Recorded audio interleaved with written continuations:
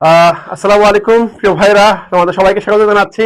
আজকে বছরের একেবারে সর্বশেষ দিন, সর্বশেষ সাথে চলে আসছি।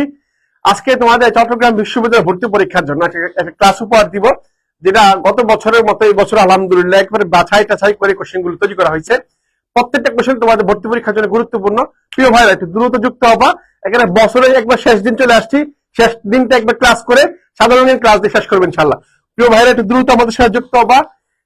একটু বলবা যে আমাদের সবকিছু ঠিক আছে কিনা। পাশাপাশি ক্লাসের স্লাইডটা তোমাদেরকে দিয়ে দিতে চাই, জাস্ট একটু শেয়ার দিতে হবে। শেয়ার দিয়ে আমাদের পেজে একটা মেসেজ দিবা, যে ভাই শেয়ার দিয়েছি, একটা স্ক্রিনশট পাঠাই দিবা, দেন আমাদের মডারেটর তোমাদেরকে দিয়ে দিবেন ইনশাল্লাহ। হ্যাঁ,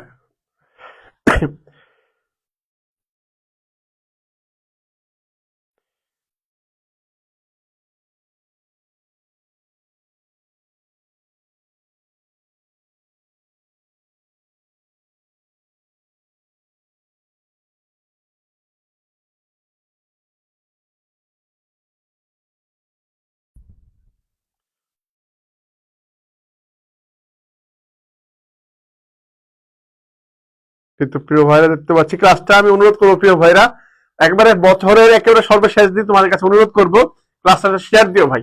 অনুরোধ করতেছি, আজকে ক্লাসটা শেয়ার দিও। আজকে কিপটামি করো না, আজকে কৃপণতা দেখাও না। একেবারে শেষ দিন আসছি, মন উজাড় করে, একেবারে মনটা উজাড় করে একটু শেয়ার দিবা। ঠিক আছে ভাই, একটু শেয়ার দিবা।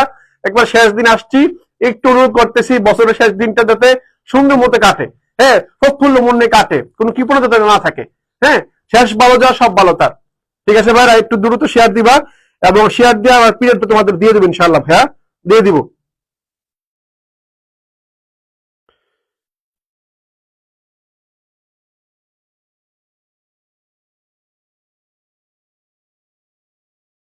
দেখতে পাচ্ছি অনেক ভাইয়া চলে আসছো। একবার চট্টগ্রাম বিশ্ববিদ্যালয়ে সাধারণ জ্ঞানে যে বি ইউনিটে 40 নাম্বার, পাশাপাশি ডি ইউনিটে 20 নাম্বার, এই 60 নাম্বার কিভাবে খুব সহজে আয়ত্ত করা যায় ক্লাসের মধ্যে বলে দিব, এবং কিছু তোমাদের এমসিকিউ সলভ করো, যেগুলো তোমার ভর্তি পরীক্ষার জন্য খুবই স্পেশাল, খুবই গুরুত্বপূর্ণ। ঠিক আছে, ওকে। একটু জানাবা যে ভাইয়া সবকিছু ঠিক আছে কিনা আমার।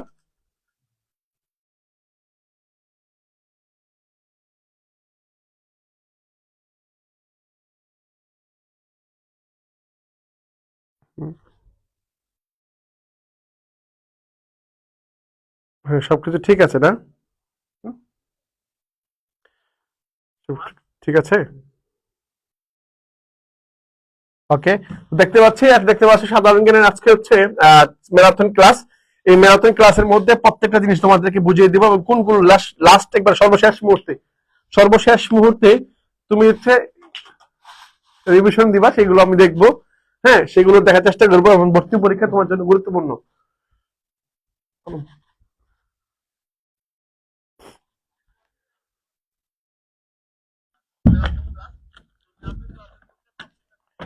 ওকে, তো আমি আজকে যে ম্যারাথন ক্লাসটা হবে, এই ক্লাসের মধ্যে আমি তোমাকে আগে বলে দিচ্ছি, সবকিছু তোমাদেরকে একবারে সুন্দর মতো দেখিয়ে দেওয়ার চেষ্টা করবো, যেগুলো তোমার ভর্তি পরীক্ষার জন্য গুরুত্বপূর্ণ হবে। প্রিয় ভাইরা, শেষে সে একবার বছরের শেষ দিন আসছি, কি কৃপণতা করবো না, একটু শেয়ার দিবা, একটু কষ্ট করে শেয়ার দিবা।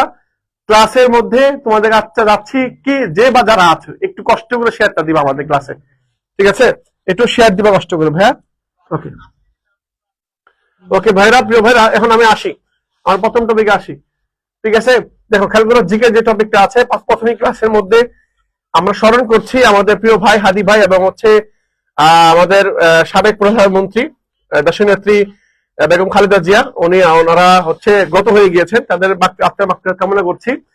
আমি আমার প্রত্যেকটা স্লাইডের মধ্যে আমাদের হাদি ভাইকে স্মরণ করব। হাদি ভাই হচ্ছে আমাদের তরুণ প্রজন্মের একজন আইডল ব্যক্তিকে স্মরণ করা, বছর শেষ দিন আসছে, যাতে আমরা তাকে ভুলে না যাই, আমাদেরকে যাতে ভুলে না যায়, সেই জন্য আমরা প্রত্যেকটা স্লাইডের মধ্যে ওনার একটা জল ছাপ আমরা রাখছি। প্রত্যেকটা স্লাইডের মধ্যে দেখতে পাচ্ছ হয়তো এখানে একটা জল ছাপ আছে।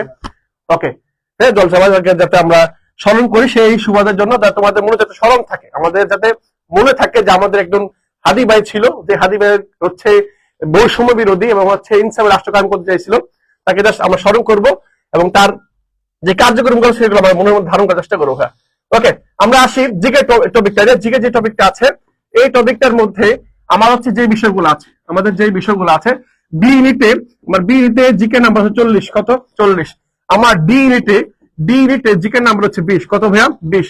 এখন খেয়াল করেন, এই যে 40 এবং হচ্ছে 20, এইখানের মধ্যে সবচেয়ে বেশি করে আপনি ঐতিহাসিক কোশ্চেন পাবে, এবং সাম্প্রতিক থেকে প্রতি বছর 7-8 থেকে কোশ্চেন, মানে 7-8টা কোশ্চেন আপনি পাবেন ভর্তি পরীক্ষায়। 7-8টা কোশ্চেনের ভর্তি পরীক্ষা পাবেন। এই 7-8টা ভর্তি পরীক্ষা কোশ্চেন পাবেন, এবং ডি ইউনিটের মধ্যে আপনি আন্তর্জাতিক বিষয়গুলো বেশি পাবেন, আন্তর্জাতিক কোশ্চেনগুলো বেশি পাবেন। এখন কোন টপিক খেলে কোশ্চেনগুলো আসে সেগুলো আপনাকে বলে দিব। আমরা একটু আগে বলে দেই, ক্লাসের শুরুতে বলে দিচ্ছি, আপনি যে টপিকগুলো ভর্তি পরীক্ষা পড়ে আসবেন অবশ্যই পড়বেন, না হবে না। যেমন চট্টগ্রাম বিশ্ববিদ্যালয় থেকে ভর্তি পরীক্ষায় একটা প্রশ্ন আসবে, আমি কনফার্ম শিওর, নিশ্চিত, চট্টগ্রাম বিশ্ববিদ্যালয় রিলেটেড, অর্থাৎ চট্টগ্রাম বিশ্ববিদ্যালয় কবে প্রতিষ্ঠিত হয়েছে, চট্টগ্রাম বিশ্ববিদ্যালয় কত সালে আপনার হচ্ছে কত তারিখে প্রতিষ্ঠিত হয়েছে, চট্টগ্রাম বিশ্ববিদ্যালয় জুলাই আন্দোলনের মধ্যে কতজন শহীদ হয়েছে, তারা কোন ডিপার্টমেন্টে পড়তো, এই যে এই কোশ্চেন গুলো আসবে। আর একটা হচ্ছে যেটা ইম্পর্টেন্ট, সেটা চাকসু, সেটা কি ভাব চাকসু, এই নিয়ে চাকসু নিয়ে আমি অনেক তোমাদের ভিডিও দিয়েছি এবং বলেছি চাকসু নিয়ে ভর্তি পরীক্ষা প্রশ্ন আসবে, চাকসু নিয়ে বলেছি।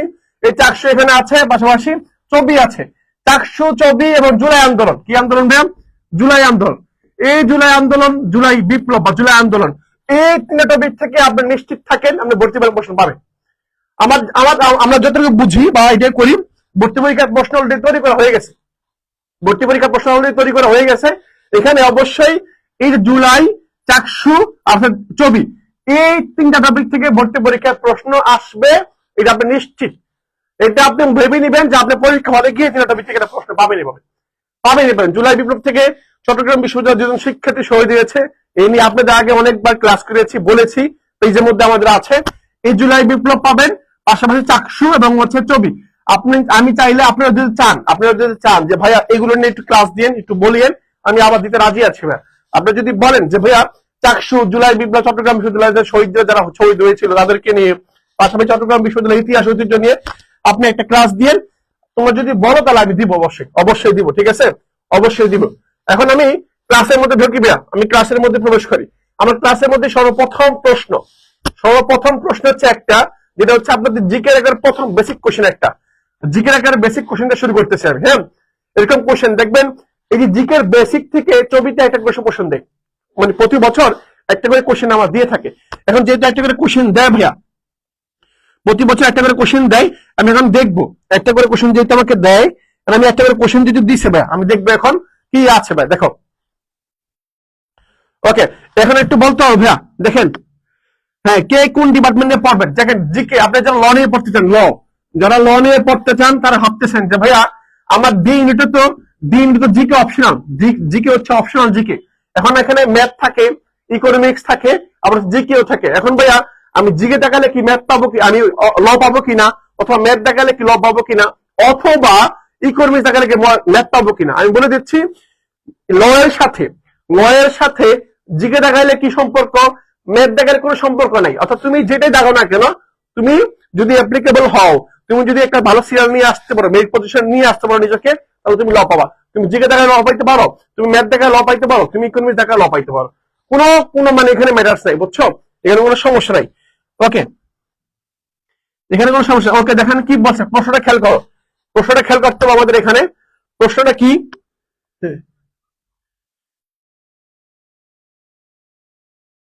প্রশ্নটা দেখিবে। হ্যাঁ, আমরা প্রশ্নটা দেখবো, প্রশ্নটা কি ভাই। দেখো, যদি কোনো স্থানের দ্রাঘিমা পূর্ব দিকে 5 ডিগ্রি হয়, তাহলে স্থানীয় সময় গ্রিনিচ থেকে কত মিনিট বেশি হবে। একটু খেয়াল করো, এখানে বলা হয়েছে, আমরা জানি 1 ডিগ্রি দ্রাঘিমার জন্য সময়ের পার্থক্য, দ্রাঘিমা হচ্ছে, এটা দ্রাঘিমা, এই দ্রাঘিমার জন্য সময়ের পার্থক্য হচ্ছে কয় মিনিট, সময়ের পার্থক্য হচ্ছে আমার কয় মিনিট, 4 মিনিট। কয় মিনিট?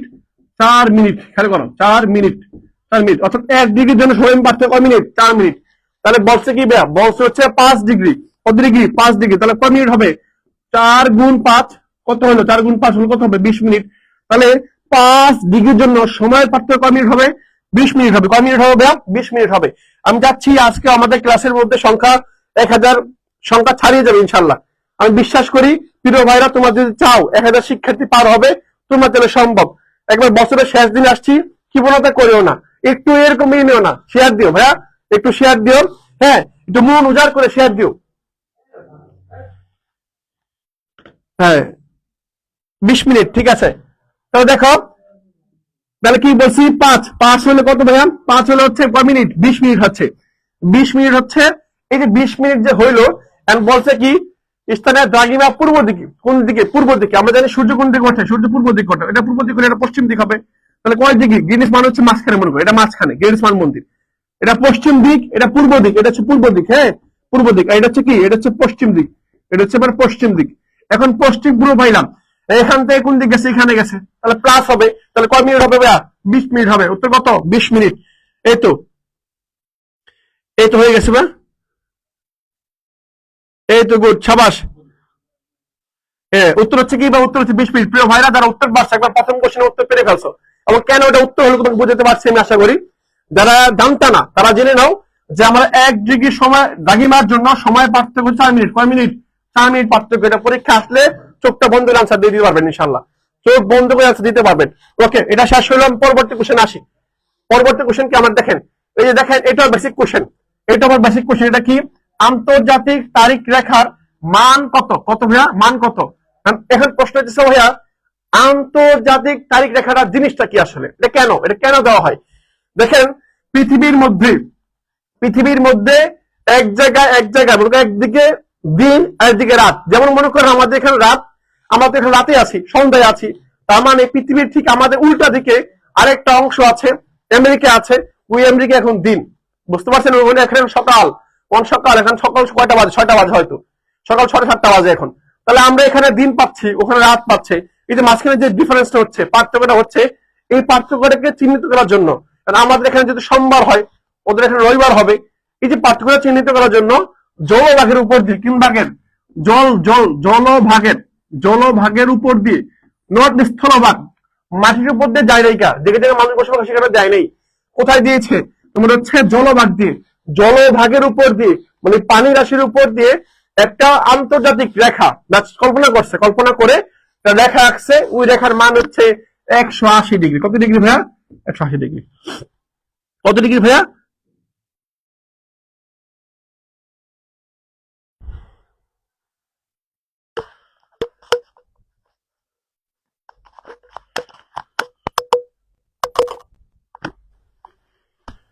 ওকে, ঠিক আছে। তাহলে উত্তর কত ভাইয়া? হ্যাঁ উত্তর হচ্ছে আবার, হ্যাঁ উত্তর হচ্ছে 180 ডিগ্রি। কত ডিগ্রি ভাইয়া? উত্তর হচ্ছে 180 ডিগ্রি। উত্তর হচ্ছে 180 ডিগ্রি। ওকে, উত্তর হচ্ছে 180 ডিগ্রি। আমাকে একটু বলিও, উত্তর হচ্ছে 180 ডিগ্রি। উত্তর হচ্ছে আমরা 180 ডিগ্রি। সাউন্ড ঠিক আছে কিনা দেখো তো চেক করে। ওকে, এখন দেখি পরবর্তীটা। ঠিক আছে, কিন্তু এরকম পারতে হবে। আচ্ছা, আস্তে কথা বলতে হবে তাহলে। হ্যাঁ, আস্তে কথা বলতে হবে। একই হয়েছে দেখো তো। ওকে ওকে, ঠিক আছে, ধন্যবাদ ভাই, তোমাদেরকে অসংখ্য ধন্যবাদ। দেখো, কোন দেশটি ইন্দোচীন? কি ভাইয়া? ইন্দোচীন। হ্যাঁ, ইন্দোচীন অঞ্চলের অন্তর্গত নয়। দেখো, খেয়াল করো, এখান থেকে কি বলছে? নয় কোনটা এর খেয়াল করতে হবে। কিন্তু পরীক্ষায় দেখবা ছবিতে এরকম প্রশ্ন আপনি পাবেনই, মানে কোশ্চেন দিছে সুন্দর মধ্যে দিছে, আপনার মনে হচ্ছে যে পারবো আমি, আপনার মনে হয়েছে যে আপনি পারবেন, কিন্তু প্রশ্নের মাঝখানে যে একটা আকাম ঘোরা দিছে এখানে দেখবেন আপনি। বুঝতে পারছেন? আকাম ঘোরা দিছে কিভাবে? যে একটা আকাম এখানে করে দিছে, আকামটা, এই আকামটা করে দেওয়ার কারণে অনেক শিক্ষার্থী পরীক্ষা হল থেকে বেরিয়ে আসবে, আইসা বলবে যে চান্স হবে, নিশ্চিত হবে। কিন্তু ওই শিক্ষার্থীরা দেখে নাই যেখানে নয় লেখে নাই, ওখানে যে অভিন্ন লেখছে, অভিন্ন কোনটা ভিন্ন নয়, এরকম যে কোশ্চেনের টাইমের মধ্যে থাকে, এগুলো সে খেয়াল করে না, ছোট ছোট অংশগুলো খেয়াল করে না, যার কারণে সমস্যাগুলো হয়। এখানে যেহেতু বলছে কি নয়, কি বলছে? নয় বলছে না, খেয়াল করতে হবে। ইন্দোচীন মানে কি? অর্থাৎ চীনের পা ঘেসে যেগুলো দেশগুলো আছে, যেমন চীন হচ্ছে, এটা মনে করো চীন, এই চীনের নিচের দিকে অংশগুলো, নিচের দিকে অংশ কি কি আছে জানো? কি কি জানো ভাইয়া? এই যে আমরা এটাকে বলি, এটাকে আমরা বলি লাকবি। কি বলি? ছোটবেলায় মনে মারামারি করতাম না, মারামারি করার সময় বলতাম লাকবি। কি বলতাম? লাকবি, এটা বলতাম, বুঝছো? মানে লাকবি বলতাম। লা মানে কি? লা মানে হচ্ছে, লা সমান সমান হচ্ছে লাউস। কি ভাইয়া? লা মানে হচ্ছে লাউস, লাউস। পরে কতে কি? কতে হচ্ছে আবার কি? কতে হচ্ছে কম্বোডিয়া। কতে কি? কতে হচ্ছে কম্বোডিয়া। হ্যাঁ, আর হচ্ছে বিতে কি? বিতে হচ্ছে ভিয়েতনাম। বিতে কি ভাইয়া? বিতে হচ্ছে ভিয়েতনাম। তাহলে আমরা 3টা পাইলাম। এখন নয় বলছে, নয়, তাহলে ভিয়েতনাম, কম্বোডিয়া, লাউস, এই 3টা হচ্ছে আমার ইন্দোচীনের অংশ, ইন্দোচীনের অংশ। কিন্তু এই যে ভদ্রলোক এখানে দাঁড়ায় আছে থাইল্যান্ড, এটাই আমার উত্তর নয়। মানে এটা যেহেতু ইন্দোচীনের অংশ না, তার মানে এটা উত্তর, আমার এটাই উত্তর। হ্যাঁ, এটাই খেয়াল। তাহলে দেখবে আমরা দেখি তো, আমরা তো পরীক্ষা হল থেকে যখন তোমরা বের হবে না, তোমাদের সাথে দেখা হবে, অনেক শিক্ষার্থী বলবে যে ভাই আমি তো এর অ্যান্সার দিয়ে আসছি, এটাকে হয়েছে, যখন দেখবো পরীক্ষার প্রশ্নের মধ্যে বলা হয়েছে নয় বা সঠিক নয়, কোনটা অভিন্ন, কোনটা ভিন্ন নয়, কোনটা ভিন্ন, এরকম কোনটা বই সাদৃশ্য, কোনটা সামঞ্জস্য না, এরকম মানে শব্দ দিয়ে তোমাকে কনফিউজ করে দিবে, তোমাকে দ্বিধাদ্বন্দ্বের মধ্যে ফেলাই দিবে, বুঝছো? 60 মিনিট যে এত সহজ, ওই 60 মিনিট একটা যুদ্ধক্ষেত্র সমান, বুঝছো? ওই 60 মিনিট অনেক বড় কঠিন বিষয়, কিন্তু তারা রিল্যাক্সে মাথা ঠান্ডা করে পড়বে। ও এখন যেভাবে অ্যান্সার করতেছে না, ঠিক সেভাবে যদি অ্যান্সার করতে পারো তাহলে আলহামদুলিল্লাহ, কোন টেনশন করতে হবে না। সেজন্য বলতেছি বারবার খেয়াল রাখবা, নয় কখনো বলাইছে, কোথায় ভি বলাইছে খেয়াল রাখতে হবে তোমাকে। ওকে, খেয়াল করো, থাইল্যান্ড পাইলাম। পরবর্তী প্রশ্ন আসি ভাই, দেখেন পরবর্তী প্রশ্ন কি, নিচের কোন দেশটি হর্ন অফ আফ্রিকা এর অন্তর্গত নয়? আবার নয় বলছে, আবার নয় বলছে। আপনাদেরকে এই কোশ্চেন গুলো দিয়ে আমি জাস্ট এটা বোঝানোর চেষ্টা করতেছি যাতে ভর্তি পরীক্ষা আপনি ধরা রাখান, আপনি যাতে এই ফাঁদে না পাড়া দেন, এই ফাঁদে যাতে না পাড়া দেন। কি বলছে, নিচের কোন কোন দেশটি হর্ন অফ আফ্রিকা, মানে কি হর্ন অফ আফ্রিকা মানে আফ্রিকার সিং বলা হয়। কি বলা হয়? আফ্রিকার সিং, আফ্রিকার হচ্ছে সিং বলা হয়, সিংহ, আফ্রিকার সিং বলা হয়। এই যে আফ্রিকার সিং, এই আফ্রিকার সিং দেখেন, আফ্রিকার সিং যেটা আছে, আফ্রিকার সিং মানে আমরা কি বলি, আফ্রিকার সিং মানে আফ্রিকার সিং আছে গরু আফ্রিকা, এরকম না। আফ্রিকার তীর ঘেঁষে, আফ্রিকার সাথে আরেকটা রাষ্ট্র আছে, এই রাষ্ট্রকে বলা হয় তোমার হচ্ছে হর্ন অফ আফ্রিকা। এখন বলতে পারবে হর্ন অফ আফ্রিকা কি কি আছে, কি কি আছে? হর্ন অফ আফ্রিকা কি কি আছে বলতে পারবেন ভাইয়া? হর্ন অফ আফ্রিকা কি কি আছে? হ্যাঁ, একজন বলছে সুদান। দেখেন, Ethiopia, Eritrea, Djibouti, Ethiopia, Eritrea, Djibouti, Somalia. দেখেন মনে রাখবে, ইথিওপিয়া, মনে রাখবে Ethiopia, Ethiopia, Ethiopia, Ethiopia, Ethiopia আছে, ইথিওপিয়া বর্তমান মনে রাখবেন, এই যে ইথিওপিয়া যে দেশটা আছে, এই দেশটার সাথে আমাদের তৎকালীন সময় অর্থাৎ আল্লাহ রাসূল যখন হিজরত করতেন মদিনাতে, মক্কায়, এই মক্কা মদিনা হিজরত করার আগেও আবিসিনিয়াতে হয়তো হিজরত করতেন, আবিসিনিয়াতে।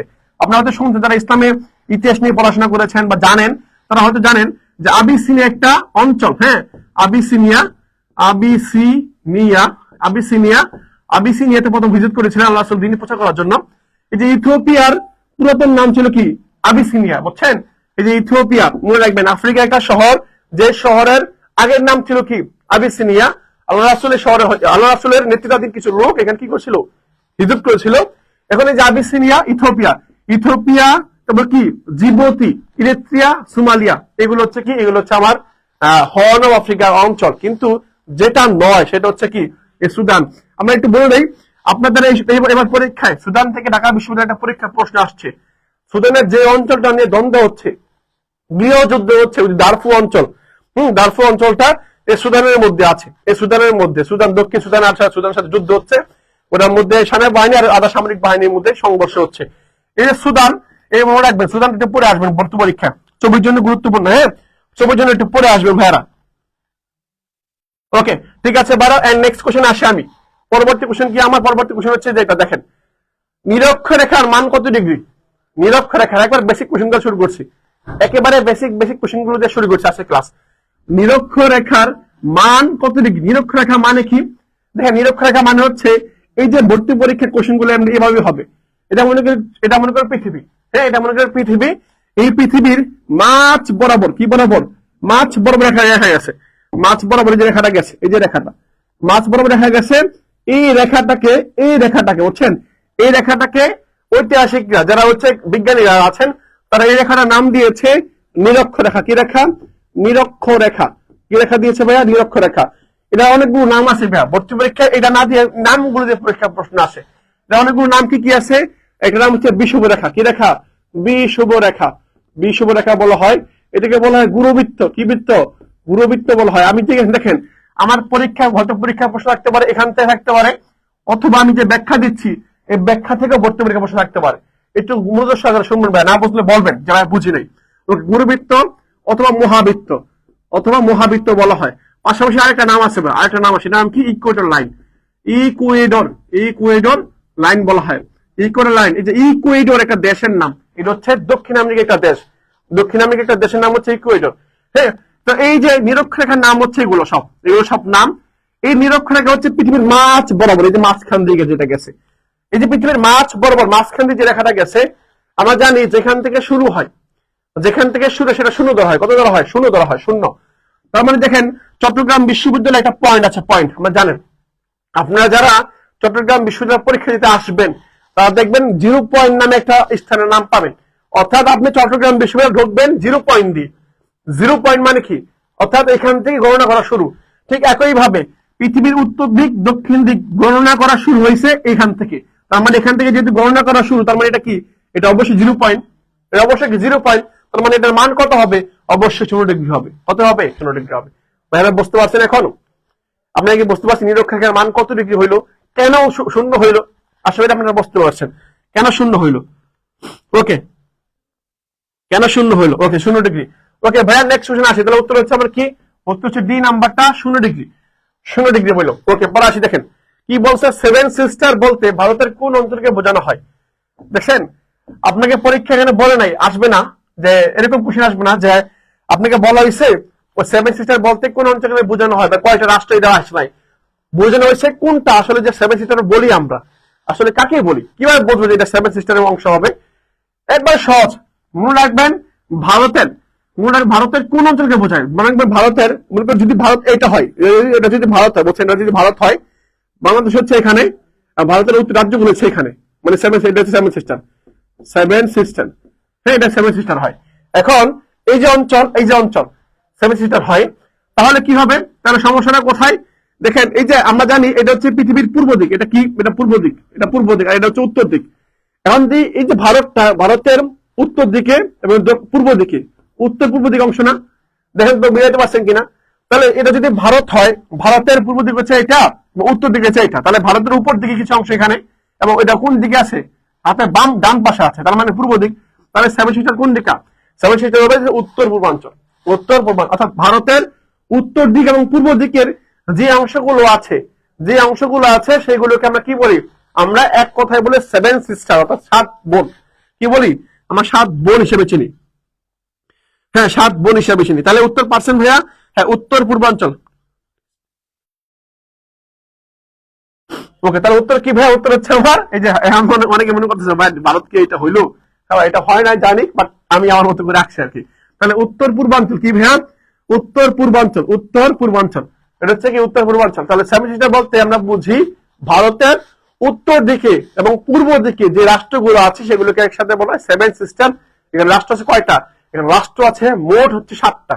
কয়টা? 7টা আছে। এই 7টার মধ্যে 4টার সাথে বাংলাদেশ সরাসরি সংযুক্ত আছে। হ্যাঁ, এবং এই 7টা ছাড়াও ভারতের আরো একটা প্রদেশ আছে যেটার সাথে ভারতের সাথে বাংলাদেশের সীমানা আছে, সেটা হচ্ছে পশ্চিমবঙ্গ। হ্যাঁ, ওয়েস্ট বেঙ্গল যেটাকে আমরা বলি। হ্যাঁ, ওয়েস্ট বেঙ্গল। ওকে ভাইরা, ঠিক আছে। আমি পরবর্তী কোশ্চেন আসি, আপনারা পারবেন এটা।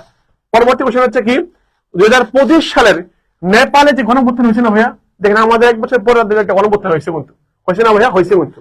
এই যে নেপালে যে গণঅভ্যুত্থান হইল, এবার কিন্তু গণঅভ্যুত্থান থেকে পরীক্ষা আসার সম্ভাবনা বেশি, কারণ শ্রীলঙ্কা হয়েছে, সিরিয়াতে হয়েছে, নেপালে হয়েছে, আমাদের দেশেও হয়েছে। মানে 24 সাল আর 25 সালটা হচ্ছে গণঅভ্যুত্থানের মাস। মানে সবাই জেগে উঠেছিল। জেনজির পাওয়ার, এত পাওয়ার ছিল যে সরকারের ভিত্তি লড়ে উঠছে বিভিন্ন দেশে, সিরিয়াতে, নেপালে, তারপর হচ্ছে কি আমরা দেখলাম শ্রীলঙ্কাতে, এবং পাশাপাশি বাংলাদেশে এবং পাকিস্তানের মধ্যে শুরু হয়েছিল। হ্যাঁ, এই যে রাষ্ট্রগুলো যে আন্দোলন শুরু হয়েছিল, এই যে খেয়াল করেন এখন এই নেপালের অভ্যুত্থানের সময় কতটি সামাজিক যোগাযোগ মাধ্যম বন্ধ করে দেয়। দেখেন আমরা যেহেতু আমরা কি করছিলাম? আমরা অভ্যুত্থান করেছি কোটা আন্দোলন শুরু করে, অর্থাৎ কোটাকে কেন্দ্র করে আন্দোলন শুরু হয়েছিল। ঠিক একই ভাবে নেপালের মধ্যে সামাজিক যোগাযোগ মাধ্যম এই যে বন্ধ করে দিছিল, বুঝছেন? বন্ধ করে দিতে চাইছিল। এখন এই চাওয়ার প্রতিবাদে এখন জেনজি তো সবাই ফেসবুক চালায়, সামাজিক যোগাযোগ মাধ্যম চালায়, এরা ছাড়া বাঁচবে না। যেহেতু ওই প্রধানমন্ত্রী বুঝতে পারে না যে আসলে কি চাচ্ছে শিক্ষার্থীরা বা পোলান কি চাচ্ছে, সে বুঝতে পারে না, সে বন্ধ করে দিছে। তখন কি করলো জেনজিরা? কি করলো? আক্রমণ শুরু করে দিল বা আন্দোলন শুরু করে দিল। এখন 2025 সালে নেপাল অভ্যুত্থানে কতটি সামাজিক যোগাযোগ মাধ্যম রয়েছে? সেটা 26টা। কয়টা ভাইয়া? 26টা।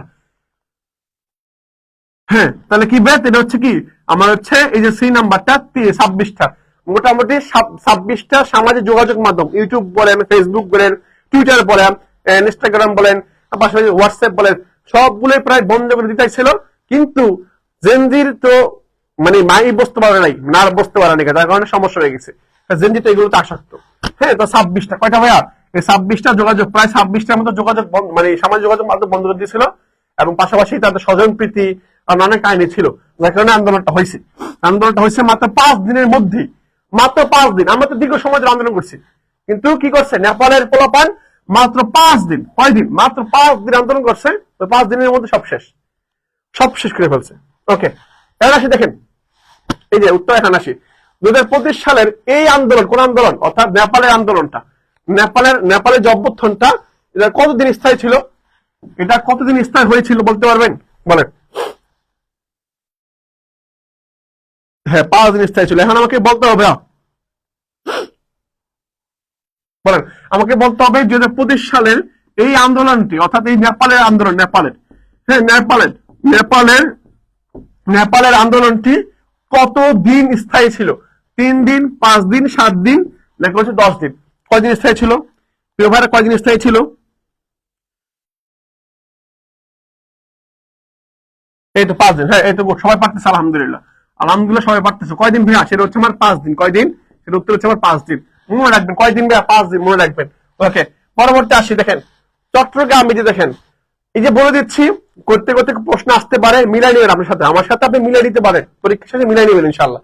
হ্যাঁ, কি বলছিলাম প্রথমে বলছিলাম চাকসু, চবি এবং জুলাই, এই 3টা থেকে আপনি প্রশ্ন পাবেন। পাশাপাশি চট্টগ্রামের, বুঝছেন, এই চট্টগ্রামের আপনার হচ্ছে যারা বিখ্যাত ব্যক্তি আছে, হ্যাঁ, আপনার হচ্ছে বিখ্যাত যারা ব্যক্তি আছে, এর থেকে আপনি ভর্তি পরীক্ষা প্রশ্ন পাবেন। যেমন মাহবুব আলম চৌধুরী, আবুল ফজল, পূর্ণেন্দু দস্তিদার, হচ্ছে কি আমরা সিকান্দার আবু জাফর, এদের থেকে আপনি ভর্তি পরীক্ষা প্রশ্ন পাবেন। কারণ এরা চট্টগ্রাম মাটির সন্তান, আপনি এখান থেকে ভর্তি পরীক্ষা প্রশ্ন পাবেনই। আপনি দেখবেন ছবির প্রত্যেকটা প্রশ্ন দেখেন, আপনি দেখবেন চট্টগ্রামের সম্পর্কে, অর্থাৎ চট্টগ্রাম বিশ্ববিদ্যালয়ের, এই যে বিশ্ববিদ্যালয় কেন্দ্র করে যারা গড়ে উঠেছে বা বড় হয়েছে, বিশ্ববিখ্যাত হয়েছে, যেমন সৈয়দ নজরুল ইসলাম স্যার আমাদের চট্টগ্রাম বিশ্ববিদ্যালয় ছিলেন, ওনার সম্পর্কে পরীক্ষা প্রশ্ন আসে। হ্যাঁ, পাটের আঁশ থেকে তৈরি করা, ওনার থেকে পরীক্ষা প্রশ্ন আসে না?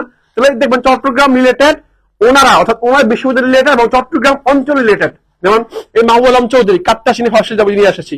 হ্যাঁ, ওই রকম ভাষা আন্দোলনের সময় অবদান রেখেছিলেন ওনারা, হচ্ছে কি ওনাদের সম্পর্কে ভর্তি প্রশ্ন আসে।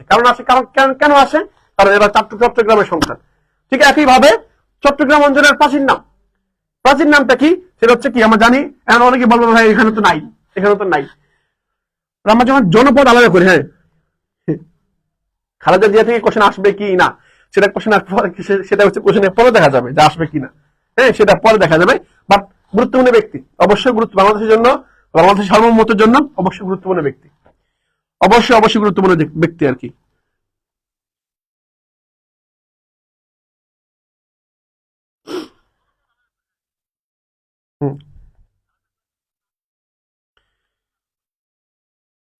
ওকে, ঠিক আছে ভাই, তার উত্তর কি? এটা হচ্ছে হরিকাল হবে। কি হবে ভাইয়া? উত্তর হরিকাল হবে। কেন হরিকাল হবে? কারণ আমরা জনপদ জানি, বা জনপদ কয়টা আছে, জনপদ থেকে পরীক্ষা প্রশ্ন পাবেন, আপনি পরীক্ষা প্রশ্ন পাবেন। হ্যাঁ, জনপদ থেকে পাবেন। বলতে পারে আপনাকে যে রাঙামাটি কোন জনপদের অধীনে। মনে রাখবেন এই সাইডে বাংলাদেশের, পৃথিবীর এই যে বাংলাদেশের এই সাইডটা, এই সাইডটা একটা অংশ আছে, বলতে চট্টগ্রাম সহ এই সাইডটা, মানে বাংলাদেশের পূর্ব সাইডটা, মানে পূর্ব দিকে যে সাইডটা আছে, যেমন সিলেট আছে, মৌলভীবাজার আছে, চট্টগ্রামের পার্বত্য অঞ্চল আছে, এই অঞ্চলগুলোকে কি বলা হয়? এগুলো হচ্ছে হরিকেলের অধীনে। হরিকেল জনপদ ছিল, এই হরিকেল জনপদের অধীনে ছিল, সেই সূত্রে এগুলো নাম দেওয়া হয়েছে হরিকেল। সেই সূত্রে এগুলো নাম কি দেওয়া হয়েছে? হরিকেল দেওয়া হয়েছে। তাহলে আমি কনফিডেন্ট, আমি বিশ্বাসী আপনি এটা বুঝতে পারছেন। এগুলো যে উত্তর পূর্ব দিকে যে অঞ্চলগুলো আছে, তো সবগুলোকে একসাথে আমরা কি বলবো? হরিকেল অঞ্চল বলবো। সেটা হোক সিলেট, মৌলভীবাজার বা পার্বত্য অঞ্চল বা চট্টগ্রাম। হ্যাঁ, ওকে। একবার পরীক্ষা প্রশ্ন আসছে পার্বত্য, খেয়াল করেন, এই যে পার্বত্য অঞ্চলের জেলা কয়টা? অঞ্চলের জেলা কয়টা? কে বলতে পারবেন? জেলা কয়টা? আপনি হয়তো মনে হইতে পারে যে ভাই এই তো সহজ কোশ্চেন চট্টগ্রামে দেয়, আপনি কি বলেন ভাই, এগুলো কি দেয় আসলেই? এটা আসছে চট্টগ্রামে ভাই, এটা আসছে, বুঝছো, এটা আসছে। কয়টি? এটা আসছে। তোমার কাছে অদ্ভুত মনে হইতে পারে, ভাই এত সহজ কোশ্চেন কেমনে দেয়? হ্যাঁ, কিন্তু চলে আস, তোমার শুনলে অবাক হবা, তাহার এই পরে মনে একটা কবিতার লাইন তুলে দিয়ে পরীক্ষা বলছে যে এই লাইনটা কোন কবিতা থেকে আসছে, অথবা বলছে তার এই পরে কবিতা দিয়ে বলতেছে যে এই কবিতার লেখক কে, এই কবিতা তোমার পাঠ্য বইয়ের মধ্যে লেখক কে। তোমার কাছে দেখবা কয়েকটা কোশ্চেন তুমি এমন পাবা হ্যাঁ এইগুলো কি মানে অ্যাডমিশনে কোশ্চেন হয়? তুমি নিজে নিজে ভাববা কি রে এত সহজ কোশ্চেন কিভাবে দিল, এটা কি আসলে কোশ্চেন হয়েছে? তোমার কাছে এটা মনে হবে মাঝে মধ্যে, দেখবা তুমি ফিল করবা যে চান্স পাওয়ার পরে ফিল করতে পারো, হয়তো পরীক্ষা দেওয়ার পরে ফিল করতে পারো এত সহজ কোশ্চেন কিভাবে আসলে সম্ভব কিনা। সন্ধি কয় প্রকার এটা পরীক্ষা আসছে, ধ্বনি কয় প্রকার এটা মানে ধ্বনি কয় প্রকার এটা পরীক্ষা আসছে, পরে জানি ধাতু কয় প্রকার, ধাতু ধাতু ধাতু কয় প্রকার এটা পরীক্ষা প্রশ্ন আসছে। ভাইয়া তোমার কাছে মনে হইতে পারে হ্যাঁ তিনটা, কয়টা ভাইয়া? তিনটা। কয়টা ভাইয়া? তিনটা। কয়টা? তিনটা। এটা কি? এই যে আমরা বলি খাবার বলি না, খাবার, খাবার বলি না, খাবার। খাবার মানে কি? খাবার মানে কি? খাতে খাগড়াছড়ি, বাতে বান্দরবন, রতে রাঙামাটি, শেষ। রাঙামাটি খাবার। হ্যাঁ খাগড়াছড়ি, বান্দরবন, রাঙামাটি তিনটাকে বলা হয় পার্বত্য অঞ্চল। পার্বত্য অঞ্চল। ওকে, তাহলে পাইলাম ফরিক্যাল, এটা সি নাম্বার উত্তর। এটা আমার সি নাম্বার উত্তর, ঠিক আছে। ওকে, পরবর্তী কোশ্চেন আসি। পরবর্তী কি? বাংলাদেশের প্রথম স্বাধীন ও সার্বভৌম রাজা হলেন, মানে প্রথম স্বাধীন এবং সার্বভৌমত্ব বজায় রাখছিলেন, মানে সবগুলো অঞ্চল একসাথে করছিলেন উনি। হ্যাঁ, এই যে বাংলার প্রথম স্বাধীন ও সার্বভৌম রাজা হলেন কে? ধর্মপাল? না, ধর্মপাল হবে না। গোপাল হবে, শশাঙ্ক হবে, নাকি দ্বিতীয় চন্দ্রগুপ্ত হবে? কে বলতে পারবেন? কেউ কি বলতে পারবেন? হ্যাঁ, আমার একটু বলে নেই, এবার একটু ট্রিকি কোশ্চেন হবে, আমার সম্ভাবনা আছে, কারণ সব বিশ্ববিদ্যালয়ে দেখা যাচ্ছে একটু ঘুরে পিছিয়ে প্রশ্ন করতেছে, প্রশ্নের প্যাটার্ন চেঞ্জ করতেছে। তো আমি বলবো আপনারা একটু দেখে শুনে রাখবেন, হ্যাঁ, ভালো মতো একটু ডিপ পড়াশোনা করে আসবেন, ডিপ পড়াশোনা করে আসবেন। বাট বিগত বছর চট্টগ্রাম বিষয়ে অনেক সহজ কোশ্চেন হইতো, অনেক সহজ কোশ্চেন হইতো, কিন্তু আপনি গত বছরের প্যাটার্ন দেখেন, গত বছরের প্যাটার্ন যেটা হয়েছে এটা পুরোটাই চেঞ্জ, পুরোটাই চেঞ্জ, বুঝছেন? কোনো পূর্বাভাস ছিল না।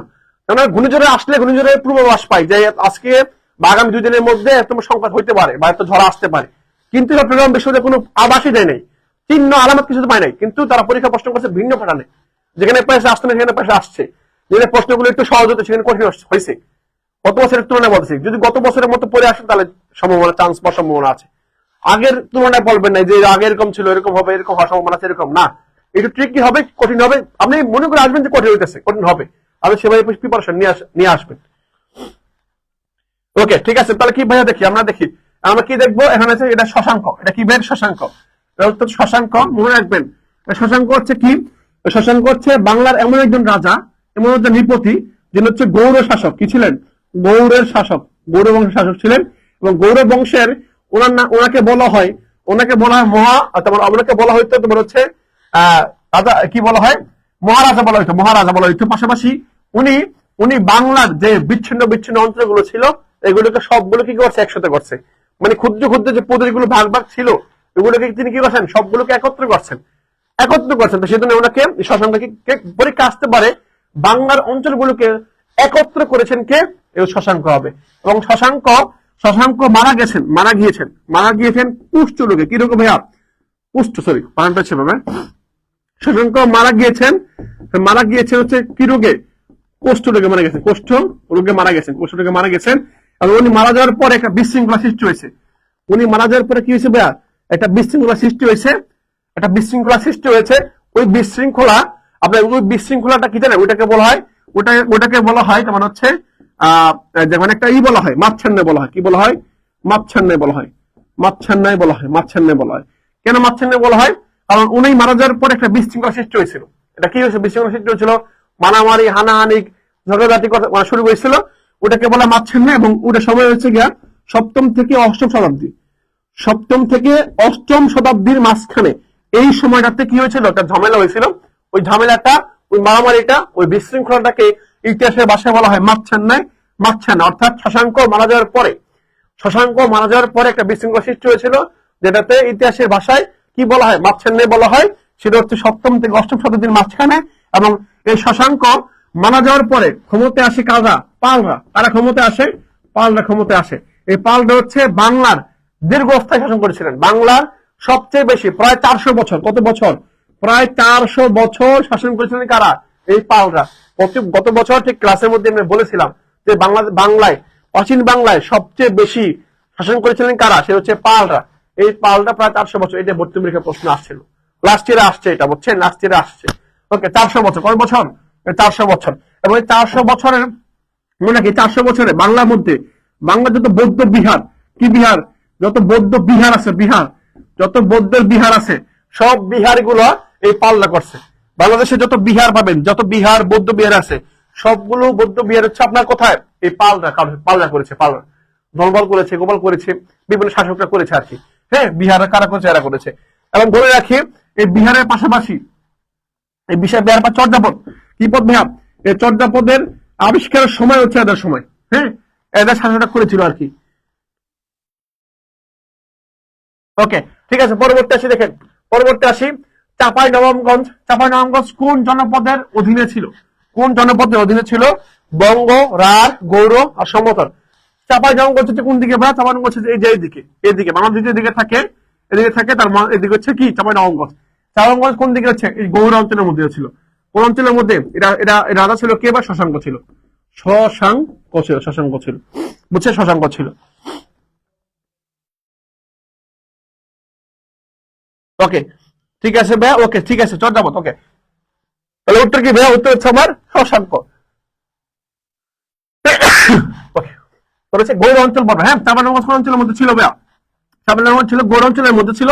এবং বলে রাখি, এই চাঁপাইনবাবগঞ্জ হচ্ছে বাংলাদেশের সর্বপশ্চিমের জেলা। কি জেলা? সর্বপশ্চিমের জেলা। এবং চাঁপাইনবাবগঞ্জের যে স্থানের নাম, এটার নাম হচ্ছে মোনাকষা। কি ভাইয়া? মোনাকষা। মোনাকষা মানে চাঁপাইনবাবগঞ্জ হচ্ছে বাংলাদেশের সর্বপশ্চিমের জেলা, পশ্চিমের জেলা। এবং প্রধান নাম হচ্ছে শিবগঞ্জ। কি গঞ্জ? শিবগঞ্জ। এবং স্থানের নাম হচ্ছে মোনাকষা। ওকে ভাইয়া, পরবর্তী আসে, কোন মুসলিম সেনাপতি সিন্ধু বিজয় করেছেন? কোন মুসলিম সেনাপতি কি বিজয় করেছেন? সিন্ধু বিজয় করেছেন। তার নাম দেখবো আমরা। কোন মুসলিম সেনাপতি সিন্ধু বিজয় করেছেন? এটা কি মুসা বিন নুসাইর, তারেক বিন জিয়াদ, নাকি মোহাম্মদ বিন কাসেম, নাকি খালেদ বিন ওয়ালিদ? খেয়াল করেন, এই যে খালেদ বিন ওয়ালিদ বলেন বা মোহাম্মদ বিন কাসেম বলেন, এখান থেকে ভর্তি পরীক্ষা আসার সম্ভাবনা বেশি। 712 খ্রিস্টাব্দে। কত ভাইয়া? 712 খ্রিস্টাব্দে সিন্ধু বিজয় হয়। কি বিজয় হয়? সিন্ধু বিজয় হয়। সিন্ধু বিজয় হয়, মনে রাখবেন। কত খ্রিস্টাব্দে? 712 খ্রিস্টাব্দে। 712 খ্রিস্টাব্দে কি হয়? সিন্ধু বিজয় হয়। আর এই সিন্ধু বিজয় যিনি করেছে তার নাম হচ্ছে মোহাম্মদ বিন কাসিম। মোহাম্মদ বিন কাসিম আমাদের মতো 17 বছর বয়স বা 18 বছর বয়সে উনি কি করেন? উনি হচ্ছে সিন্ধু বিজয় করেন, এই মোহাম্মদ বিন কাসিম। তাকে পরাজিত করেছিলেন ভাইয়া। এই সিন্ধুর শাসক ছিল, এই সিন্ধুর শাসক ছিল দাহির। কি ভাইয়া? নাম ছিল কি? তার নাম ছিল দাহির। রাজা দাহির ছিল সনাতন ধর্মের। রাজা দাহিরকে পরাজিত করে উনি কি করে? সিন্ধু বিজয় করেন। তার নাম হচ্ছে মোহাম্মদ বিন কাসিম। মোহাম্মদ বিন কাসিম। তার উত্তর হচ্ছে আমার সি নাম্বারটা। উত্তর কি? সি নাম্বারটা, মোহাম্মদ বিন কাসিম। ওকে, নেক্সট কোশ্চেন আসি। আন্দোলনের সময় জনপ্রিয় হওয়ার হ্যাশট্যাগ কোনটি ছিল? অর্থাৎ নেপালের হবে, এটা হবে নেপালের। হ্যাঁ, নেপালের যে আন্দোলন হয়েছিল, ওই নেপালের আন্দোলনের সময় সবচেয়ে জনপ্রিয় হ্যাশট্যাগ কোনটা ছিল? সবচেয়ে জনপ্রিয় হ্যাশট্যাগ কোনটা ছিল? ভর্তি পরীক্ষা দেখবেন এরকম হ্যাশট্যাগ, মানে যে আমরা আন্দোলনের সময় যেমন কোটা, হচ্ছে কি ডিসক্রিমিনেশন ডাউন হোক বা কমে যাক, রিডিউস হোক বলতাম না, এরকম বলতাম। ঠিক একই ভাবে এই যে হ্যাশট্যাগ ব্যবহার করা হয় ফেসবুকের মধ্যে, সামাজিক যোগাযোগ মাধ্যমে হ্যাশট্যাগ ব্যবহার করা হয়। এই যে হ্যাশট্যাগ যেটা ছিল নেপালের আন্দোলনের সময়, এটা ছিল ন্যাপো কিডস। কি ভাইয়া? ন্যাপো কিডস মানে কি? ন্যাপো কিডস মানে হচ্ছে এক ধরনের স্বজনপ্রীতি। অর্থাৎ এরকম মনে করেন আপনার একজন কি আছে, আপনি মনে করেন সিনেমায় কাজ করেন, আপনি কি করলেন? মারা যাওয়ার পরে আপনার পরিবার কি সিনেমার মধ্যে ঢুকাই দিলেন। এই যে স্বজনপ্রীতি করে ঢুকে যাওয়ার মানে এটাকে বলা হয় মানে ন্যাপো কিডস। এটাকে বলে ন্যাপো কিডস, বুঝছেন? ন্যাপো কিডস। ওকে, ঠিক আছে, ন্যাপো কিডস। তাহলে কি? ন্যাপো কিডস। হ্যাঁ ভাই, ন্যাপো মনে রাখবেন। আন্দোলনের সময় জনপ্রিয় হওয়া হ্যাশট্যাগ কোনটা ছিল ভাই? ন্যাপো কিডস ছিল, ন্যাপো কিডস। ওকে, নেক্সট কোশ্চেন আসে। পরবর্তী কোশ্চেন কি? এই যে এটা মেয়র জোহরান নামদানি। এই জোহরান নামদানি কোন দেশে জন্মগ্রহণ করেন? বলেন। এটা আমি বলবো না, এটা আমাদের সবার জানা উচিত। এটা আমাদের সবার জানা উচিত। এটা উত্তরটা কি হবে? নেপালের, সরি আপনার হচ্ছে আমেরিকার নিউ ইয়র্কের সিটি মেয়র যিনি হয়েছেন, তার জন্মস্থানটা কোথায়? জোহরান নামদানি প্রথম মুসলিম মেয়র। প্রথম কি? মুসলিম মেয়র। প্রথম মুসলিম মেয়র। এবং তিনি হচ্ছেন কোথায় জন্ম? ভারতে, যুক্তরাষ্ট্রে, উগান্ডাতে না কেনিয়াতে। তিনি কোথায় জন্মগ্রহণ করেছেন বলেন? তিনি কোথায় জন্মগ্রহণ করেছেন? হ্যাঁ, এই তো উগান্ডাতে তিনি কি করেছেন? এই যে আমরা মাঝে মধ্যে বলি তোমাকে উগান্ডা পাঠিয়ে দিব, তোমাকে উগান্ডা কি করবো? শর্ট করে দিব। উগান্ডা দিচ্ছেন। উগান্ডার মধ্যে একটা সন্তান জন্মগ্রহণ করেছে, তার নাম কি? জোহরান নামদানি। জোহরান নামদানি হচ্ছে বর্তমান বর্তমান আমেরিকার নিউ ইয়র্ক সিটির মেয়র। বুঝতে পারছেন, নিউ ইয়র্ক সিটির মেয়র। আমাকে বলতে হবে তিনি তিনি নিউ ইয়র্ক সিটির কততম কত আপনার হচ্ছে কততম ভাইয়া, হ্যাঁ কততম কততম মেয়র, হ্যাঁ কততম মেয়র হচ্ছে এই জোহরান নামদানি। কি বলতে পারবে? সে কি 110তম মেয়র, সে কি 111তম মেয়র, সে কি 112তম মেয়র বা 20তম মেয়র, নাকি হচ্ছে 112? বলেন দেখি কোনটা হবে, আমাকে বলেন। জোহরান নামদানি হচ্ছে নিউ ইয়র্ক সিটির কততম মেয়র? কততম মেয়র একটু বলেন। হ্যাঁ এই তো গুড, পেরে ফেলছেন। সেটা হচ্ছে কি 111, মানে 111। এই 111 অর্থাৎ জোহরান নামদানি হচ্ছে নিউ ইয়র্ক সিটির 111তম মেয়র। 111তম মেয়র হচ্ছে জোহরান নামদানি। ওকে ঠিক আছে ভাই, উত্তর পেয়ে ফেলছি আমরা। পরবর্তী আসি, দেখেন প্রস্তাবিত বাজেট অর্থাৎ বাংলাদেশের 25-26 সেশনের আপনার সর্বোচ্চ বরাদ্দ দেওয়া হয়েছে কোন খাতে? এই বাজেটের সর্বোচ্চ বরাদ্দ প্রতি বছর দেখেন একটা এরকম একটা বাজেট থেকে কোশ্চেন হয়। যেহেতু বাজেট থেকে কোশ্চেন হয় আমি আপনাকে জানাই দিচ্ছি, এই বাজেট থেকে যেহেতু কোশ্চেন হবে হলে এগুলো থেকে হবে, হলে এগুলো থেকে হইতে পারে। প্রস্তাবিত বাজেট সর্বোচ্চ বরাদ্দ দেওয়া হয়েছে কোন খাতে? কোন খাতের মধ্যে? এটা কি শিক্ষা প্রযুক্তি, জনপ্রশাসন, পরিবহন যোগাযোগ, নাকি স্বাস্থ্য সেবা? কোনটা বলতে পারবেন দেখি তো, বলেন যে ভাইয়ারা একটু। দেখেন প্রস্তাবিত বাজেট, যে বাজেটটা দেওয়া হয়েছে হ্যাঁ 25-26 সেশনের, এই বাজেটের মধ্যে আপনার হচ্ছে কোন খাতে সবচেয়ে বেশি বরাদ্দ দেওয়া হয়েছে? শিক্ষা খাত, নাকি জনপ্রশাসন খাত, নাকি পরিবহন, নাকি স্বাস্থ্য? কোনটা? এই তো সাবাস, এটা হচ্ছে কি এই যে জনপ্রশাসন। জনপ্রশাসন খাতের মধ্যে সবচেয়ে বেশি কি দেওয়া হয়েছে?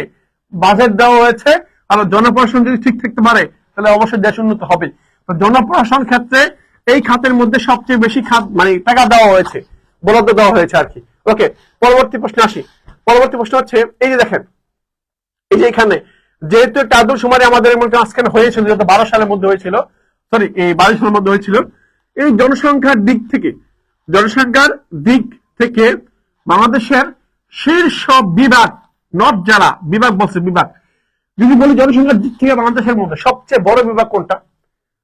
মানে পপুলেশনের দিক থেকে বাংলাদেশের সবচেয়ে বড় বিভাগ, আপনি পারবেন এটা, এখানে কোনো সন্দেহ থাকবে না। আপনি কখনোই ঢাকা ছাড়া অন্য কোনো জেলার বা বিভাগে চিন্তা করতে পারবেন না, কারণ ঢাকার মধ্যে এত মানুষ মানে সারা বাংলাদেশের মানুষগুলো সব ঢাকার মধ্যে চলে আসছে। ঢাকার মধ্যে, ঢাকা এমন একটা জেলা, যে জেলার মধ্যে এমন একটা বিভাগ, যে বিভাগের মধ্যে আপনি বাংলাদেশের 64 জেলা লোক পাবেন। 64 জেলা কি পাবেন? লোক পাবেন ওখানের মধ্যে। বলছেন ঢাকা হচ্ছে বৈচিত্র্যময় একটা জেলা। হ্যাঁ এই ঢাকা, মানে এই ঢাকা, হ্যাঁ উত্তর হচ্ছে ঢাকা, মানে সবচেয়ে জনসংখ্যা বেশি হচ্ছে এই ঢাকা, এই ঢাকা। ওকে পরে দেখেন, পরে খেয়াল করেন জনসংখ্যার বৃদ্ধির হার দেখেন, জনসংখ্যা বৃদ্ধির হার মানে বাড়তেছে আস্তে আস্তে সবচেয়ে বেশি কোন জেলায়? জনসংখ্যা বৃদ্ধির হার সবচেয়ে বাড়তেছে আস্তে দিন দিন। জনসংখ্যা যে জেলাটার মধ্যে সবচেয়ে বেশি বাড়তেছে দিন দিন, সেটা হচ্ছে আমার কি? সেটা হচ্ছে আমার এই যে মনে রাখবেন গাজীপুর। সেটা কি? গাজীপুর। জনসংখ্যা বাড়তেছে কোন জেলায়? সেটা হচ্ছে গাজীপুর। অর্থাৎ বৃদ্ধির হার থেকে বিবেচনা করলে জনসংখ্যা বাড়তেছে হচ্ছে কোন দিকে? গাজীপুরের দিকে। গাজীপুরের আপনার হচ্ছে জনসংখ্যা সবচেয়ে বেশি বাড়তেছে, গাজীপুরের মধ্যে জনসংখ্যা বাড়তেছে। তাহলে উত্তর হচ্ছে গাজীপুর। হ্যাঁ উত্তর হচ্ছে আমার গাজীপুর। দেখি উত্তরটা কি হবে। হ্যাঁ উত্তর গাজীপুরই।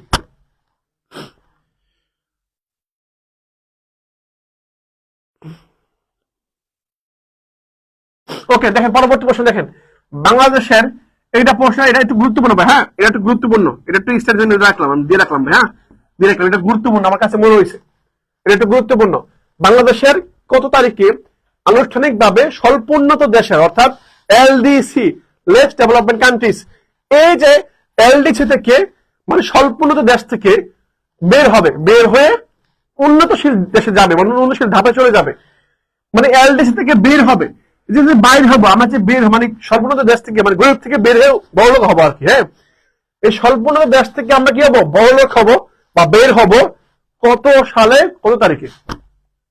এটা পরীক্ষা আসতে পারে, কারণ এটা গুরুত্বপূর্ণ, এটা আমার দেশের বাপমূর্তির সাথে রিলেটেড। এখন বাংলাদেশের কত তারিখে আনুষ্ঠানিকভাবে স্বল্পোন্নত দেশ থেকে তালিকা থেকে বের হবে? সেটা হচ্ছে কি 24 অক্টোবর। না 24 অক্টোবর হচ্ছে জাতিসংঘ দিবস, আপনার মনে আছে হয়তো। 25 নভেম্বর, 24 নভেম্বর নাকি 16 ডিসেম্বর নাকি হচ্ছে 26 মার্চ। হ্যাঁ, একজন বলছে 24শে অক্টোবর। না, 24শে অক্টোবর হবে না ভাইয়া। হ্যাঁ, উত্তর হচ্ছে কি? হ্যাঁ, উত্তর হচ্ছে আমার এই যে এটা গুড। উত্তর হচ্ছে আমার 24শে নভেম্বর 2026 সালে। 2026 সালে 2026 সালে আমার কি হবে? এলডিসি থেকে বাংলাদেশ বের হবে। 2026 সালের 24শে নভেম্বর বাংলাদেশ কি হবে? এখান থেকে বের হবে। ক্লিয়ার? বের হবে। ওকে ওকে, তাহলে উত্তর পেয়ে গেলাম আমরা। হ্যাঁ, উত্তর হচ্ছে বি নাম্বারটা। উত্তর হচ্ছে বি নাম্বারটা। অ্যাসেস দিয়ে রাখবেন নাকি? পরবর্তী প্রশ্ন দেখি আমরা। পরবর্তী প্রশ্ন কি ভাই? যেটা আপনার পরবর্তী প্রশ্ন হচ্ছে 20শে অক্টোবর কোন দিবস হিসাবে পালন করা হবে?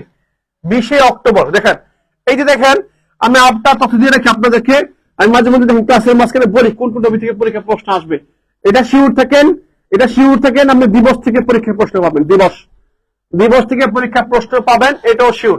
এটাও আপনার 100% শিওর বলে দিচ্ছে। কোন দিবস মানে কোন তারিখটা, কোন দিবস, এখানে দিবস থেকে একটা পরীক্ষা প্রশ্ন আসে, ছবিতে আসে। অন্য বিশ্ববিদ্যালয় আসে কিনা জানি না, বা ছবিতে আসে। যেহেতু আমরা ছবি নিয়ে পড়াই, আমরা ছবি নিয়ে শিক্ষার্থী, আমরা বলবো যে দিবস থেকে পরীক্ষা প্রশ্ন আসে, দিবস থেকে পড়ে আসবেন। আর প্রশ্ন আসতে পারবে কোন দিবস পড়বেন? দিবস তো অনেক দিবস আছে, অনেক দিবস। একটা মানুষ ডিম হাত থেকে পড়ে ভেঙে গেছে, ডিম ভাঙা দিবস, এটা একটা দিবস হয়ে গেছে। একটা মানুষ রাস্তাতে হেঁটে গেছে, হ্যাঁ হেঁটে গেছে, হাঁটা দিবস। একটা মানুষের ডায়াবেটিস হয়েছে, ওটা মানে হচ্ছে ডায়াবেটিস দিবস। বুঝতে পারছেন? এখন কোনগুলো পড়বেন? অনেক দিবস আছে পৃথিবীতে, অনেক দিবস। কোনগুলো পড়বেন? দিবস পড়ার জন্য বর্তমান সরকার যে দিবসগুলো বর্তমান প্রণয়ন করছে, যে দিবসগুলো বর্তমান শুরু হয়েছে, ওই দিবসগুলো ভালো মতো দেখবেন। জুলাই রিলেটেড অনেকগুলো দিবস আছে। জুলাই শহীদ দিবস, জুলাই বিপ্লব দিবস, জুলাই সনদ দিবস, অনেকগুলো দিবস আছে। এই দিবসগুলো পড়বেন এখানে। হ্যাঁ, পিলখানা হত্যা দিবস, আবরার ফাহাদ দিবস, এগুলো আসে। এগুলো দেখবেন একটু দেখবেন। হ্যাঁ, এগুলো দেখবেন। হ্যাঁ, এই তো গুড। হ্যাঁ, জাতীয় পরিসংখ্যান দিবস হচ্ছে আমার 20শে অক্টোবর। 20শে অক্টোবর কোন দিবস? সেটা হচ্ছে জাতীয় পরিসংখ্যান দিবস। জাতীয় পরিসংখ্যান দিবস হচ্ছে আমার এই আপনার হচ্ছে 20শে অক্টোবর। 20শে অক্টোবর। এটা হচ্ছে আমার কি? এটা হচ্ছে আমার জাতীয় পরিসংখ্যান দিবস হচ্ছে আমার 20শে অক্টোবর। পরবর্তী কোশ্চেন আসে দেখেন, এই যে একটা গতি, হ্যাঁ আণবিক গতি কারণে কোনটি ঘটে? একটা গতি দেখেন, সূর্য যে ঘরে, পৃথিবী যে ঘুরে, পৃথিবীর গতি মানে পৃথিবী যে ঘুরে, পৃথিবী ঘোরাটা দুই ধরনের। একটা হচ্ছে সে পুরো সূর্য চার দিকে ঘুরবে, আর একটা হচ্ছে সে নিজে নিজে ঘুরবে। এখন পৃথিবী গতি যদি দুই ধরনের, এখন পৃথিবী যখন নিজে নিজে ঘুরে, নিজে নিজে যখন ঘুরে, তখন কি হয় জানেন? তখন কি হয়? মনে করেন এটা হচ্ছে আমার পৃথিবী, এটা কি? এটা হচ্ছে মনে করেন সূর্য, এই পুরোটা সূর্য। মনে করেন এটা ব্ল্যাকবোর্ডটা হচ্ছে সূর্য, বা এই টিভিটা হচ্ছে সূর্য। এই সূর্যের আমি হচ্ছে পৃথিবী, মনে করি আমি পৃথিবী। আমি যখন ঘুরবো তখন সূর্য আলোটা কোন দিকে পড়বে? এই যে এদিকে পড়বে, এদিকে সূর্য আলোটা পড়বে। আবার যখন এদিকে ঘুরবো তো সূর্য আলোটা এদিকে পড়বে। এদিকে কি হয়ে যাবে? এদিকে অন্ধকার হয়ে যাবে, এদিকে কালো হয়ে যাবে, অন্ধকার হয়ে যাবে, সূর্য আলো থাকবে না। তার মানে আমার ঘোরার ফলে আমার এই পাশ আলোকিত হচ্ছে, এই পাশ অন্ধকার হয়ে যাচ্ছে। মানে এই পাশ দিন হচ্ছে, এই পাশ রাত হয়ে যাচ্ছে। তার মানে বোঝাচ্ছে আনহিক গতির কারণে কি হচ্ছে? অবশ্যই কি হবে? জোয়ার ভাটা হবে, সূর্যের সূচনা হবে, গ্রহের পরিবর্তন হবে, চাঁদের গতির পরিবর্তন হবে, জোয়ার ভাটা হবে। বলেন তো দেখি কোনটা ঘটবে? দিন রাত হবে। আমি বলতে দিন রাত হয়, এটা আসবে, এটা পরীক্ষা আসে মাঝে মধ্যে। হ্যাঁ, দিন রাত কি হয়? দিন রাত হয়, অনেক দিন রাত হয়। পাশাপাশি আরো একটা জিনিস হয়, সেটা কি? জোয়ার ভাটা হয়। কি হয়? জোয়ার ভাটা হয়। অর্থাৎ যখন আমি এই সূর্যের এদিক করে মুখ করে থাকবো, তখন এদিক কি হবে? ভাটা হবে। আবার যখন এদিক থাকবে, তখন এদিকে কি হবে? এদিক কি হবে? জোয়ার হবে। এদিক ভাটা, এদিক জোয়ার। তার মানে সূর্যের আকর্ষণ, চাঁদের আকর্ষণ যখন থাকে, তখন কি হয়? জোয়ার হয়, ভাটা হয়। হ্যাঁ, তাহলে এই যে জোয়ার ভাটাও কি হয়? এই আণবিক গতির কারণে হয়। যদি না ঘটতো তাহলে পৃথিবীর এক পাশে জোয়ার হইতো, আর এক পাশে ভাটা হইতো। কিন্তু এই যে ঘোরার কারণে কি হচ্ছে? জোয়ার ভাটা চেঞ্জ হচ্ছে। আপনার এলাকায় জোয়ার হবে কখন, আবার ভাটা হবে, আবার জোয়ার হবে, ভাটা হবে। হ্যাঁ, তো জোয়ার ভাটা হয়, পাশাপাশি দিন রাত হয়, জোয়ার ভাটা হয়, দিন রাত হয়। ওকে, ঠিক আছে। ওকে, ডান। এটা হয়ে গেছে ভাই, ডান। এটা হয়ে গেছে আমার, ডান। পরবর্তী প্রশ্ন আছে দেখি। 20শে অক্টোবর কোন দিবস? এটা আমরা দেখলাম, জাতীয় পরিসংখ্যান দিবস। ওকে, এটা দেখবো এখন। চন্দ্রদ্বীপ জনপদ কোন নদীর পাশে অবস্থিত? ওরে বাপ রে বাপ, বলেন। দেখেন, চন্দ্রদ্বীপ হচ্ছে বরিশালের। কোথাকার বেয়া? বরিশাল। হ্যাঁ, বরিশাল। বুঝছেন? চন্দ্রদ্বীপ হচ্ছে বরিশালের অঞ্চল, বরিশালের অঞ্চল চন্দ্রদ্বীপ, বরিশালের অঞ্চল হচ্ছে চন্দ্রদ্বীপ, চন্দ্রদ্বীপ। ওকে, তাহলে আমাকে বলেন এই চন্দ্রদ্বীপটা জনপদটা কোন নদীর পাশে? গঙ্গা, ব্রহ্মপুত্র, মেঘনা নাই কর্ণফুলী? পারবো, অনেকেই পারবেন, এটা অনেকেই পারবেন।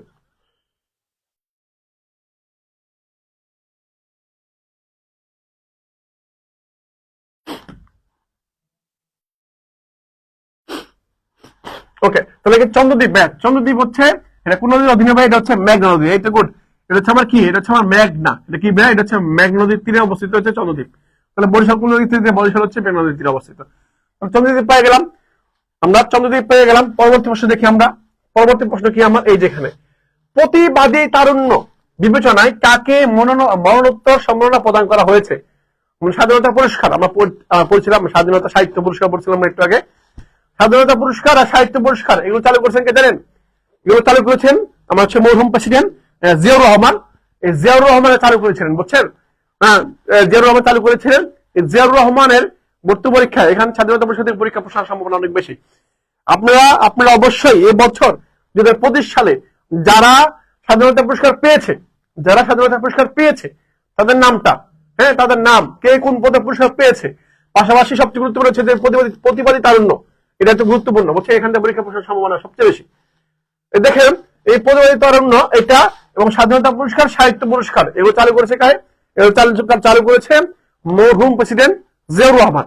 হ্যাঁ, জিয়াউর রহমান চালু করেছিলেন। যেহেতু এবার পরীক্ষায় প্রশ্নের সম্ভাবনা সবচেয়ে বেশি, আপনারা টাচ করে আসবেন অবশ্যই। পরীক্ষা দেওয়ার আগে স্বাধীনতা পুরস্কার কি বলছি? স্বাধীনতা অর্থাৎ 2025 সালের, হ্যাঁ 25 সালের স্বাধীনতা, স্বাধীনতা পুরস্কার, হ্যাঁ স্বাধীনতা পুরস্কার, আর হচ্ছে কি, আর একটা সাহিত্য পুরস্কার, আর একটা হচ্ছে সম্মাননা পুরস্কার, সাহিত্য পুরস্কার। এইগুলো একটু ভালো মতো পড়ে আসবেন, হ্যাঁ পড়ে আসবেন।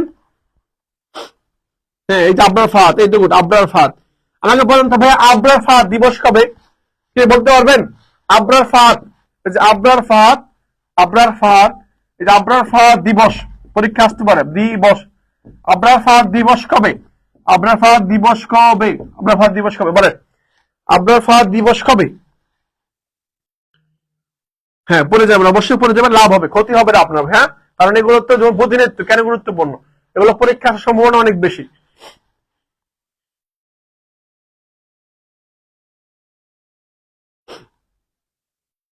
ওকে, এই তো বলে ফেলছে। হ্যাঁ 7ই অক্টোবর, মাশাআল্লাহ। তাহলে 7ই অক্টোবর, 7ই অক্টোবর, 7ই অক্টোবর হচ্ছে, 7ই অক্টোবর হচ্ছে আবরার ফাহাদ দিবস।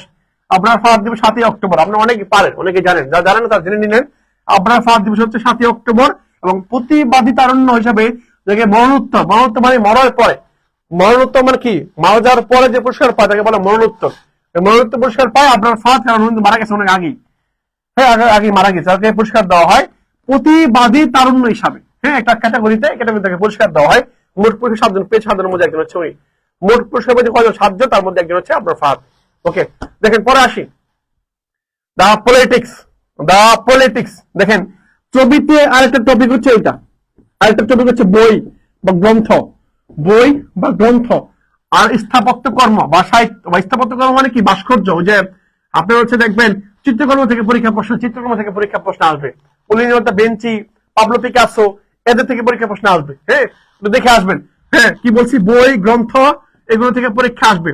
গত বছর আসছে কি বাঙালির ইতিহাস কার লেখা, আর একটা পরীক্ষা আসলো আল মুকাদ্দিমা, এই গ্রন্থটা কার লেখা, আসছে না বা পরীক্ষায়?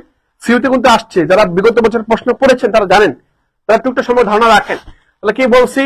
তাহলে বলছি যে দা পলিটিক্স এই গ্রন্থে রচয়িত হচ্ছে আমার কি, গ্রন্থে রচয়িত হচ্ছে, মনে রাখবেন পলিটিক্স এর সাথে কি আছে?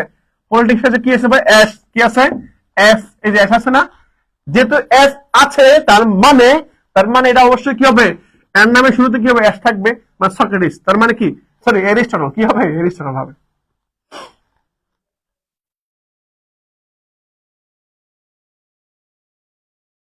এরিস্টটল।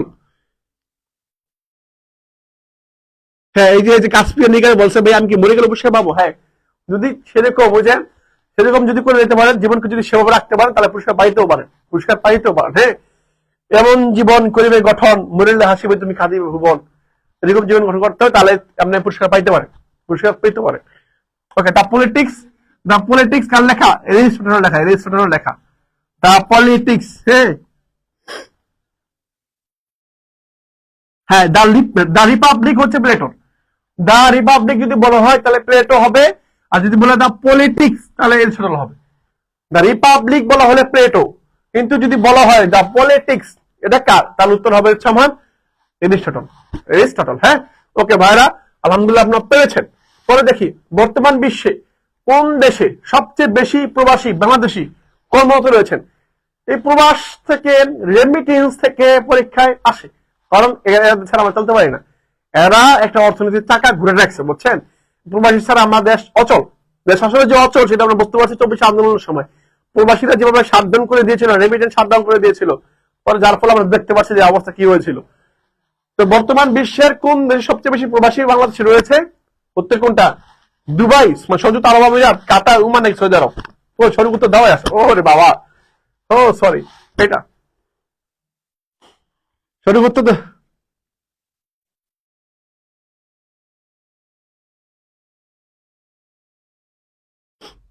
হ্যাঁ, সৌদি আরব। উত্তর কি ভাই? উত্তর হচ্ছে আমার কি? উত্তর হচ্ছে সৌদি আরব। কি ভাই? উত্তর হচ্ছে আমার সৌদি আরব। উত্তর হচ্ছে সৌদি আরব। ক্লিয়ার? ওকে, তাহলে বর্তমান বিশ্বের কোন দেশে সবচেয়ে বেশি প্রবাসী বাংলাদেশী রয়েছে, সর্বমত রয়েছে? উত্তর হচ্ছে আমার এই সৌদি আরব। এই সৌদি আরব। মনে থাকবে না ভাইয়া? মনে রাখবেন, মনে থাকতে হবে আপনাকে। ওকে, পরে দেখি পরবর্তী প্রশ্ন। বার্ষিক গতির কারণে বার্ষিক গতির কারণে বার্ষিক গতির কারণে কোনটি ঘটে, কোন ঘটনাটা ঘটে? আমি একটু আগে বলছিলাম পৃথিবীর গতি দুই ধরনের। কয় ধরনের ভাইয়া? পৃথিবীর গতিটা হচ্ছে দুই ধরনের। কয় ধরনের? দুই ধরনের গতি হবে। এখন পৃথিবীর গতি যদি দুই ধরনের হয়, এই দুই ধরনের গতি থেকে একটা হচ্ছে কি আহ্নিক গতি বলছি, আর হচ্ছে বার্ষিক গতি। ওই বার্ষিক গতির কারণে কি হবে, মাঝে এটা মধ্যে সূর্য ধরেন, এটা হচ্ছে পৃথিবী। আমি যখন এই সূর্য তার দিকে ঘুরবো, মানে পুরো ঘুরে ঘুরে আবার এখান থেকে এখান থেকে যখন আসবো, এই যে ঘুরবো মাঝে মধ্যে ঘোরার সময় এখানে একটু মানে আমার সাথে তার দূরত্ব কমবে, আবার এখানে বেড়ে যাবে, আর ওখানে গেলে কমবে। এই যে কমা বাড়ার কারণে কি হবে, মাঝে মধ্যে আমার তাপ কমবে, আমার পৃথিবীর মধ্যে তাপ কমতে পারে আর বাড়তে পারে। তার মানে কি পৃথিবীর মধ্যে ঋতু পরিবর্তন ঘটবে, কখনো শীতকাল হবে, কখনো কি হবে, গ্রীষ্মকাল হবে। তার মানে বোঝা যাচ্ছে যে বার্ষিক গতির কারণে আমার কি হচ্ছে, আমার ঋতুর পরিবর্তন হচ্ছে। কি হচ্ছে? ঋতু পরিবর্তন হচ্ছে। কারণ কি, ওই যে মাঝে মধ্যে সামনে যাচ্ছি, মাঝে মধ্যে দূরে চলে আসতেছি। তাহলে যখন দূরে চলে আসবো তখন কি হবে, তখন আমার কাছ থেকে সূর্য অনেক দূরে, তখন আমার সূর্য তাপ কম লাগবে। আর যখন কম লাগবে তখন শীতকাল হবে। আর যখন মানে কাছে চলে যাবো তখন সূর্য তাপ বেশি লাগবে, তখন গ্রীষ্মকাল হবে। গ্রীষ্মকাল, শীতকাল। তার মানে কি হবে, ঋতু পরিবর্তন হবে। ঋতুর পরিবর্তন হবে।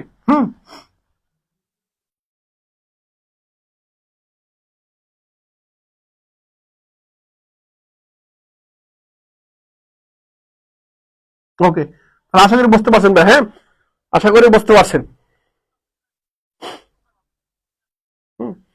আপনারা যারা দেখতে, যাদের চোখ সূক্ষ্ম আছে, যাদের চোখ ভালো, চোখ ক্লিয়ার আছে, বুঝছেন, তারা যদি দেখতে পাচ্ছে হাদিকে আমরা এখানে রাখছি, হাদি ভাইটাকে আমরা এখানে রাখছি। আপনারা যদি তাকান একটু দেখতে পারবেন হাদি ভাইকে আমরা এখানে রাখছি। ওকে, পরবর্তী আসে দেখেন। পরবর্তী প্রশ্ন কি, ভারতের কোন রাজ্যটির সাথে বাংলাদেশের কোনো ভূমি সীমানা নাই? মানে ভূমি সীমানা নাই। ভারতের কোন রাজ্যটির সাথে বাংলাদেশের কোনো ভূমি সীমানা নেই? কোনো ভূমি সীমানা নেই। ভূমি সীমানা নেই। ভূমি সীমানাটা নেই। বলেন দেখি কোনটা? ভাইয়া বলেন। মিজোরাম, মেঘালয়, আসাম নাকি হচ্ছে নাগাল্যান্ড? কোনটার সাথে ভূমি সীমানা নেই আমাদের?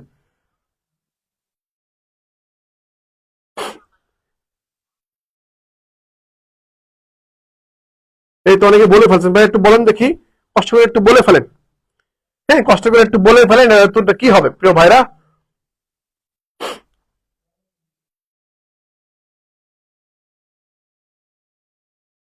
হ্যাঁ, নাগাল্যান্ড। উত্তর হচ্ছে নাগাল্যান্ড ভাই, নাগাল্যান্ড উত্তর হবে। দেখি তো, দেখেন ভারতের কোন রাজ্যের সাথে, রাজ্যটির সাথে, অর্থাৎ আমরা জানি ভারতের সাথে আমার সাথে একটা সংযুক্ত আছে, সেভেন সিস্টার নামে একটা রাজ্য আছে।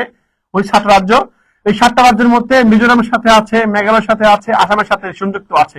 বাট আমাদের সাথে এই নাগাল্যান্ড কিন্তু সেভেন সিস্টার ভুক্ত একটা অঞ্চল, কিন্তু নাগাল্যান্ড আমাদের সাথে যুক্ত না। মানে আমাদের পূর্বে আছে, পূর্ব দিকে উত্তর দিকে আছে, কিন্তু কি না আমাদের সাথে সরাসরি সংযুক্ত নাই, লেগে নাই। মানে আমাদের সাথে আছে বাট লেগে নাই। লেগে মানে সীমানার সাথে কি নাই, এই যে বলছে সীমানাটা সীমানা নেই, মানে কি সংযুক্ত নেই, তার মানে নাগাল্যান্ড উত্তর। উত্তর কি নাগাল্যান্ড, উত্তর হচ্ছে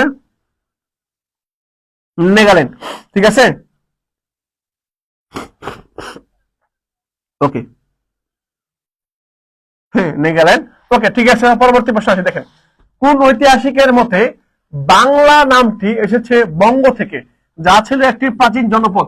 এখন দেখেন তো, একজন ঐতিহাসিক আছে যার মতে হ্যাঁ যার মতে আপনি হচ্ছে বাংলা শব্দটা আসছে বঙ্গ থেকে, বঙ্গ ছিল একটা জনপদ। ঐতিহাসিকের নাম কি? ঐতিহাসিক একটা বই ছিল, ওই বইয়ের মধ্যে নামটা পাওয়া গেছে, বুঝছেন? পরীক্ষা মাঝে মধ্যে আসে, ছবিতে আসে বেশি করে, ছবিতে এটা থেকে বেশি আসে প্রশ্ন। এখন আমাকে একটু বলবেন তার নামটা কি? আমার তার একটা গ্রন্থ ছিল, গ্রন্থের নাম কি বলতে পারবেন? দেখি তো, বলেন আমাকে বলেন যে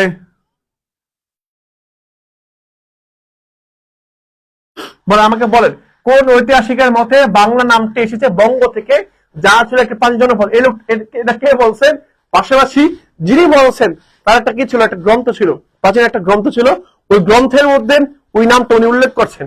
পরীক্ষা মাঝে মধ্যে উল্টো আসে, পরীক্ষা বলে এই গ্রন্থটা কার, এটা পরীক্ষা আসে, বুঝছেন? গ্রন্থটা গুরুত্বপূর্ণ, ওই গ্রন্থটা গুরুত্বপূর্ণ, বাংলাদেশ ইতিহাসের সাথে এই গ্রন্থটা গুরুত্বপূর্ণ, ওই গ্রন্থটা গুরুত্বপূর্ণ। উত্তর হচ্ছে কি, হ্যাঁ অনেকে বলছে সি নাম্বার, অনেকে বলে কি বলছে, অনেকে বলছে সি নাম্বারটা। উত্তর হচ্ছে আবুল ফজল। কে ভাইয়া? আবুল ফজল, আবুল ফজল। এবং ওনার একটা গ্রন্থের নাম কি ভাইয়া? হ্যাঁ কি বলেন দেখি, ওনার গ্রন্থের নামটা কি ভাই বলেন? আবুল ফজল, ওনার গ্রন্থের নাম কি? ওনার গ্রন্থের নাম কি ছিল বলেন, কেউ ভাইয়া বলেন? ঐতিহাসিক, এবং ওনার গ্রন্থের নাম কি? ওনার গ্রন্থের নাম কি ছিল? ওনার গ্রন্থের নাম কি ছিল? আবুল ফজল, ওনার গ্রন্থের নাম কি? হ্যাঁ এই তো গুড। এই যে বলবো আইন আকবরী, কি গ্রন্থ ভাইয়া? আইন ই আকবরী গ্রন্থ। কি গ্রন্থ? আকবরী গ্রন্থ। এই গ্রন্থের মধ্যে সর্বপ্রথম তিনি কি করেন? এই বাংলা শব্দটা উল্লেখ করেন, পরবর্তী বাংলাদেশ হয়, পরবর্তী বাংলা হয়, পরবর্তী কি হয়? বাংলা হয়, পরবর্তী বাংলাদেশ হয়ে যায়। ওকে, উত্তর হচ্ছে কি? উত্তর হচ্ছে সি নাম্বারটা, আবুল ফজল। এবং ওনার গ্রন্থের নাম হচ্ছে আইন আকবরী গ্রন্থ। উনি সম্রাট আকবরের সভাকবি ছিলেন, যে আকবর এটা ধর্ম প্রতিষ্ঠা করেছিল, যার নাম হচ্ছে দ্বীন ইলাহি। অনেকে জানেন যে সম্রাট আকবর, হুমায়ুনের পুত্র নাম হচ্ছে আকবর। আকবর নিজের ইচ্ছায় উনি একটা ধর্ম বানাইছিলেন, নিজে ধর্ম বানাইছেন একটা, বুঝছেন? ধর্ম বানাইছেন, ধর্মের মধ্যে বলা হয়েছে ওটার নাম হচ্ছে দ্বীন ইলাহি ধর্ম, বুঝছেন? ওকে, পরবর্তী কোশ্চেন দেখেন, 24-এর গণঅভ্যুত্থানের পর জাতীয় সংসদ সংস্কার বিষয়ে অন্যতম প্রস্তাব কোনটা? এটা গুরুত্বপূর্ণ। যারা রিভিশন বেচে আমাদের রিভিশন বেচে যারা পড়েছেন, যারা 24 জন্য আমরা রিভিশন যেটা বেচ চালু করেছিলাম, এই বেচের মধ্যে অসংখ্য শিক্ষা, প্রায় 2000 শিক্ষার্থী একসাথে পড়েছেন। এই শিক্ষার্থীদের মধ্যে আমি পড়াই দিয়েছিলাম যে এবার যদি সংস্কার থেকে পরীক্ষা প্রশ্ন করে তাহলে এটা করবে, যদি সংস্কার থেকে এটা প্রশ্ন করে তাহলে এটা করবে। কারণ কি? এটা গুরুত্বপূর্ণ, কোনটা ভাই দেখেন, 24-এর গণঅভ্যুত্থানের পর জাতীয় সংসদে সংস্কার বিষয়ে অন্যতম প্রস্তাব কোনটা? যদি বলি তাহলে উত্তর হচ্ছে কোনটা হবে জানেন? এটা হচ্ছে দ্বিস্তর বিশিষ্ট সংসদ। দ্বিস্তর বিশিষ্ট কি সংসদ হবে? কারণ কি আগে বাংলাদেশের সংসদ ছিল এক কক্ষ বিশিষ্ট, কারণ কি হচ্ছে মানে দুই কক্ষ বিশিষ্ট। একটা হচ্ছে আপনার মানে এমপিরা বসবে, একটা হচ্ছে মানে নীতি নির্ধারক যারা হবে তারা বসবে, ওখানে নীতি নির্ধারক যারা হবে তারা বসবে। এটা কিভাবে হবে? এটা হচ্ছে ওই যে ভোটের মধ্যে হবে, অর্থাৎ যারা ভোট পাবে ওই ভোটের মধ্যে হবে। অর্থাৎ মনে করেন একটা দল ভোট পেয়েছে মাত্র 5টা, হ্যাঁ ভোট 5টা, তারা কি সংসদে যাবে, তাদের 5 জন লোক সংসদের মধ্যে যাবে, মানে সংখ্যা পিয়ার পদ্ধতির মধ্যে দ্বিতীয় স্তরের মধ্যে হবে, পিআর আনুপাতিক হারে হবে আর কি।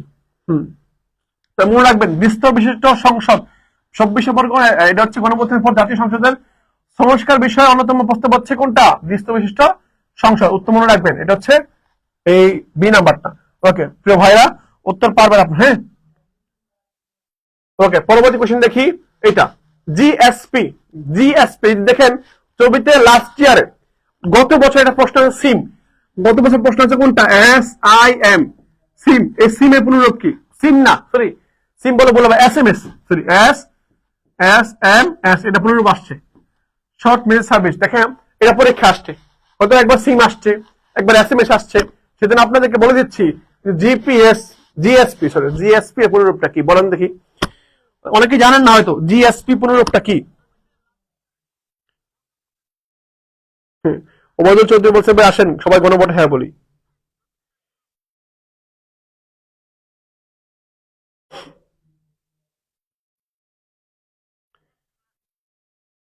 বলেন এটা কি generalize system of preference, general system of preference, global system of policy, নাকি হচ্ছে জেনারেল সেলস প্ল্যান? কোনটা হবে? দেখেন অনেকগুলো প্রায় সিমিলার দেখা যাচ্ছে। উত্তর কোনটা হবে? উত্তর হচ্ছে এই যে প্রিয় ভাইরা বলে ফেলছে, অনেক ভাইরা সত্য মানে সঠিক আনসার দিয়েছে, এটা হচ্ছে বি নাম্বারটা। কোনটা? এটা হচ্ছে generalize system of preference, GSP. GSP এর পুনরূপ হচ্ছে কোনটা? পুনরূপ হচ্ছে আমার জেনারেলাইজ সিস্টেম অফ প্রিফারেন্স।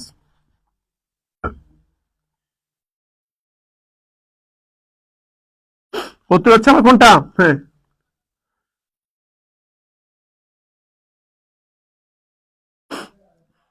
উত্তর হচ্ছে কোনটা?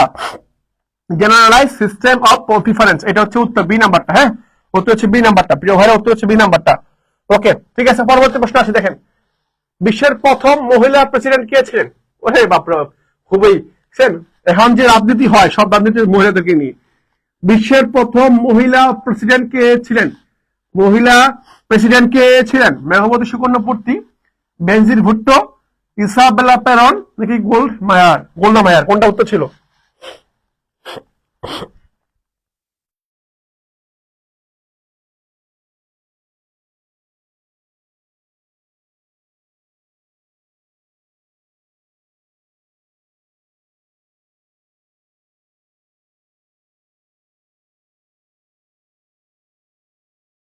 বলেন উত্তরটা কি হবে ভাইয়া? প্রিয় ভাইয়া উত্তরটা কি হবে? হ্যাঁ, বেনজির ভুট্টো বলছে। অনেক বলছে বেনজির ভুট্টো। না ভাইয়া, এটা কি বলেছে খেয়াল করেন না, এখানে বলেছে প্রেসিডেন্ট বলা হয়েছে। বেনজির ভুট্টো হচ্ছে প্রধানমন্ত্রী, বুঝছেন? এখানে বলেছে প্রেসিডেন্ট। কি বলা হয়েছে? প্রেসিডেন্ট বলা হয়েছে।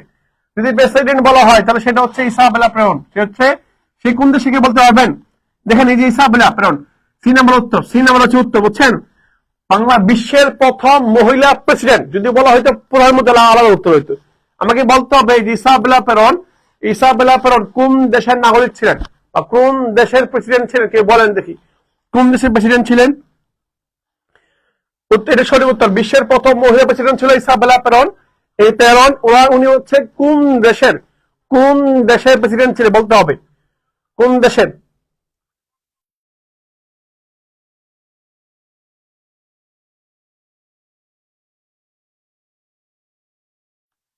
হ্যাঁ, এই তো একদম বলে ফেলছো। সে হচ্ছে কি? সে হচ্ছে আর্জেন্টিনার তোমার হচ্ছে প্রধানমন্ত্রী ছিলেন। ওকে, তার উত্তর হচ্ছে কি? উত্তর হচ্ছে সি নাম্বারটা, ইসাবেলা পেরন। ইসাবেলা পেরন হচ্ছে কি? ইসাবেলা পেরন হচ্ছে বিশ্বের প্রথম মহিলা প্রেসিডেন্ট। মহিলা প্রেসিডেন্ট হচ্ছে কি? Isabella Peron. ওকে, আবার একটু বলে দেই, আবার একটু বলি। হ্যাঁ, আর্জেন্টিনা, ঠিক আছে। আবার একটু তোমাকে স্মরণ করাই দেই। সে হচ্ছে কি? প্রথম মহিলা প্রেসিডেন্ট। এবং যদি বলা হয় তো প্রধানমন্ত্রী। পরবর্তী প্রশ্ন আসবে হয়তো এরকম। দেখেন লিগ অফ নেশন পরীক্ষা আসতে পারে এটা। লিগ অফ নেশনের প্রতিষ্ঠাতা আমেরিকার কোন প্রেসিডেন্ট? লিগ অফ নেশন প্রতিষ্ঠা করে? হ্যাঁ, লিগ অফ নেশন আমেরিকার কোন প্রেসিডেন্ট প্রতিষ্ঠা করে?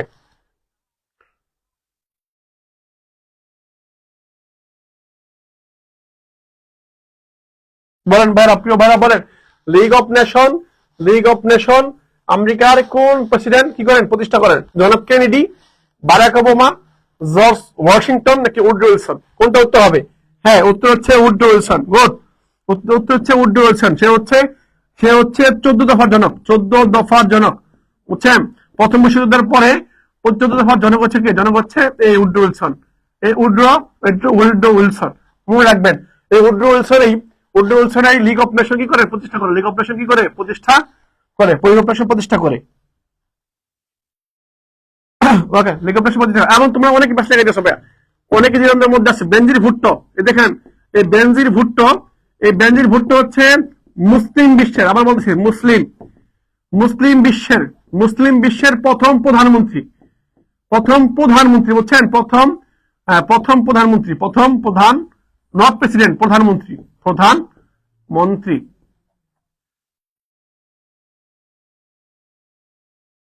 প্রধানমন্ত্রী। ওকে, তো জর্জ ওয়াশিংটন হচ্ছে কি? সরি, উড্রো উইলসন আমেরিকার প্রেসিডেন্ট। উনি কি করছেন, লিগ অফ নেশন প্রতিষ্ঠা করেছিলেন। আর জর্জ ওয়াশিংটন হচ্ছে আমেরিকার প্রথম প্রেসিডেন্ট। জর্জ ওয়াশিংটন হচ্ছে আমেরিকার প্রথম প্রেসিডেন্ট যিনি হোয়াইট হাউসের মধ্যে বসবাস করেনি। এই জর্জ ওয়াশিংটন যিনি আমেরিকার প্রথম প্রেসিডেন্ট, উনি কি করছেন, উনি আমেরিকার মধ্যে হোয়াইট হাউস যেটা আছে, হোয়াইট হাউস যেটা মানে প্রেসিডেন্টরা বসবাস করে যে ভূমিতে, যে বাসাতে বা ভবনের মধ্যে, সেই ভবনে তিনি বসবাস করেন এই হোয়াইট হাউসে জর্জ ওয়াশিংটন, বুঝছেন। ওকে, পরবর্তী আসি দেখেন। পরবর্তী প্রশ্ন হচ্ছে এই যেটা দেখেন, সার্কভুক্ত দেশ নয় কোনটা? সার্কভুক্ত দেশ নয়, নয় নয়, দেখছেন নয় বলছে, মনে রাখতে হবে নয় বলছে। আমরা সার্ক মানে কি? সার্ক মানে দক্ষিণ এশিয়ার দেশ। কি দেশ? দক্ষিণ এশিয়ার দেশ। দক্ষিণ এশিয়ার দেশ কয়টা? দক্ষিণ এশিয়ার দেশ হচ্ছে আমার কয়টা? 8টি। কয়টি? 8টি। এই দক্ষিণ এশিয়ার 8টা দেশের মধ্যে কোনটা নয়? 4টা অপশন দেওয়া, 4টার মধ্যে কোনটা নয়? কোনটা নয়?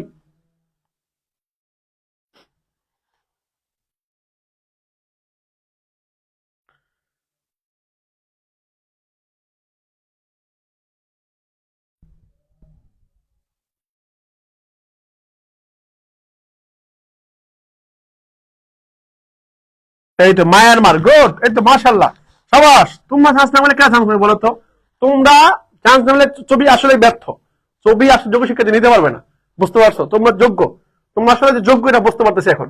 তো মায়ানমার হচ্ছে এমন রাষ্ট্র যেটা আমাদের সাথে যুক্ত আছে, বাট কি না, এটা হচ্ছে সার্কের ভুক্ত না। সার্কের ভুক্ত কয়টা? 8টা দেশ। সেটা হচ্ছে কি মনে রাখবা? Nipa MBBS, Nipa MBBS, B MBBS, MBBS মানে কি? নিপা এন এ নেপাল, আইতে ইন্ডিয়া, পিছনে আফগানিস্তান, এম তে মালদ্বীপ, বিতে ভুটান, বিতে বাংলাদেশ, এস তে শ্রীলঙ্কা। এবার মনে রাখতে পারি আমরা। ওকে, তার উত্তর হচ্ছে মায়ানমার। উত্তর হচ্ছে এই নাম্বারটা। নয় কোনটা? এটা উত্তর। নয় কোনটা? এটা উত্তর। ঠিক আছে, ওকে। নেক্সট কোশ্চেন দেখি। দেখেন, বাংলাদেশের বর্তমান অন্তর্বর্তীকালীন সরকারের প্রধান উপদেষ্টা কবে শপথ গ্রহণ করেন বা করেছিলেন? অন্তর্বর্তীকালীন সরকার উপদেষ্টা ডক্টর মোহাম্মদ ইউনূস, ওনার যেই মানে মন্ত্রী পরিষদ বলেন, ওদেরকে নিয়ে শপথ গ্রহণ করেছিলেন কত তারিখে? আমরা জানি 5 তারিখে হাসু আপা ইন্ডিয়া পালিয়ে যায়। হ্যাঁ, হাসু আপা পালিয়ে যায়। পালিয়ে যাওয়ার পরে ঠিক কতদিন পরে? ঠিক 3 দিন পরে। কয়দিন পরে? 3 দিন পরে। অর্থাৎ 5 তারিখ যদি পালিয়ে যায়, তার 3 দিন পরে কয় তারিখ? 8 তারিখ। ঠিক 8 তারিখ কি করে? 8 তারিখে শপথ গ্রহণ করেন। 8 তারিখ কি করেন? 8 তারিখে শপথ গ্রহণ করেন।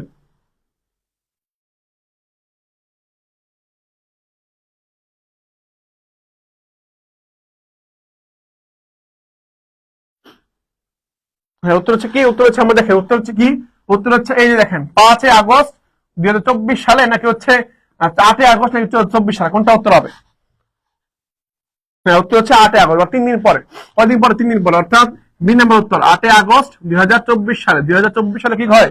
মনে হচ্ছে অন্তর্বর্তীকালীন সরকার উপদেষ্টা শপথ গ্রহণ করে। শপথ গ্রহণ করে 8 আগস্ট। হ্যাঁ, ওকে, নেক্সট কোশ্চেন আসি। পরবর্তী কোশ্চেন, দিল্লির সিংহাসনে আরোহণকারী একমাত্র মুসলিম নারী। This very important, unique, unique এবং গুরুত্বপূর্ণ। ইউনিক এবং গুরুত্বপূর্ণ। দেখেন, দিল্লির সিংহাসনে আরোহণকারী একমাত্র মুসলিম নারী। হ্যাঁ, নারী। হ্যাঁ, নারী, মহিলা মানুষ। ওনার নামটা কি? যোধা ভাই, সুলতানা রাজিয়া, নূরজাহান, মমতাজ। সবার আগে কে ছিল? সবার আগে কে ছিল?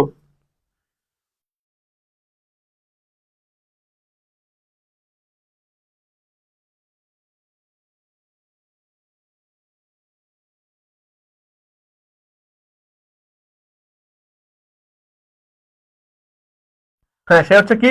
তাহলে দিল্লি সিংহাসনে আহ্বানকারী একমাত্র মুসলিম, একমাত্র মুসলিম নারী হচ্ছে এই সুলতানা রাজিয়া। তিনি হচ্ছে দিল্লির মামলুক বংশের ছিল। মামলুক, মামলুক মানে কি? দাস। মামলুক বংশের, মামলুক বংশের শাসক। মামলুক বংশের শাসক হচ্ছে কি? মামলুক বংশের শাসক হচ্ছে আমার কি? সুলতানা রাজিয়া। এই সুলতানা রাজিয়া। মামলুক মানে কি? মামলুক মানে হচ্ছে দাস বংশ। কি বংশ? দাস। মামলুক শব্দ অর্থ দাস, বুঝছেন? মামলুক শব্দ অর্থ দাস। এই দাস বংশ প্রতিষ্ঠিত হচ্ছে কুতুবুদ্দিন আইবেক, এবং এই বংশের শাসক হচ্ছে কি? এই সুলতানা রাজিয়া। এই সুলতানা রাজিয়া। এই তো সুলতানা রাজিয়া। ওকে, পরবর্তী দেখি। শেষ মুঘল সম্রাট কে ছিলেন? এটা গুরুত্বপূর্ণ। শেষ মুঘল সম্রাট কে ছিলেন? পরীক্ষার জন্য গুরুত্বপূর্ণ। পরীক্ষার জন্য গুরুত্বপূর্ণ। শেষ মুঘল সম্রাট কে ছিলেন? শেষ মুঘল সম্রাট কে ছিলেন?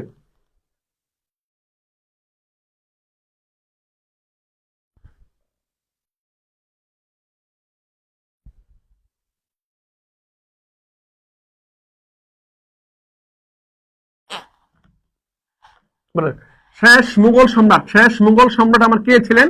সম্রাট বাবর ছিলেন, দ্বিতীয় বাহাদুর শাহ ছিলেন, আকবর ছিলেন, নাকি আওরঙ্গজেব ছিলেন? কে ছিলেন শেষ মুঘল সম্রাট?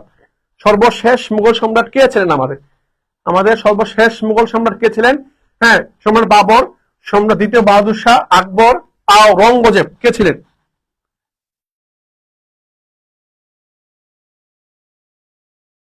আওরঙ্গজেব। উত্তর কি? উত্তর হচ্ছে আওরঙ্গজেব। না ভাইয়া, শেষ মুঘল সম্রাট যদি বলা হয় তাহলে উত্তর হবে দ্বিতীয় বাহাদুর শাহ।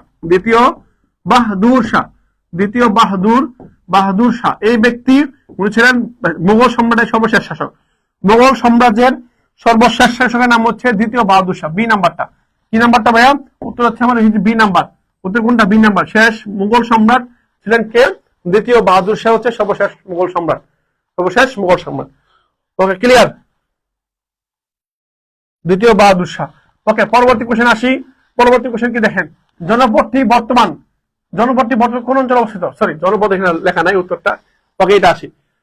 সেন রাজবংশের শেষ রাজা কে ছিলেন? সেন রাজবংশের সর্বশেষ রাজা। সেন রাজবংশের সর্বশেষ রাজা বল্লাল সেন, লক্ষণ সেন, বিজয় সেন, হেমন্ত সেন। উত্তর কি হবে? বলো উত্তরটা কি হবে এখানে?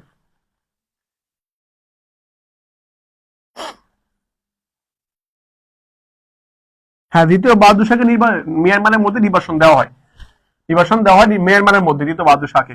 ওকে, সেন রাজবংশের সর্বশেষ, মানে আমরা জানি প্রাচীন রাজবংশের মধ্যে সর্বশেষ বংশ সেন বংশ। আর এই সেন বংশের মধ্যে এই সেন বংশের শেষ রাজবংশ কোনটা? রাজবংশ হচ্ছে কি বংশ? সেন বংশ। কি বংশ? সেন বংশ। এবং এই সেন বংশের সর্বশেষ শাসকের নাম হচ্ছে আমার লক্ষণ সেন। কোন সেন? সেন লক্ষণ সেন।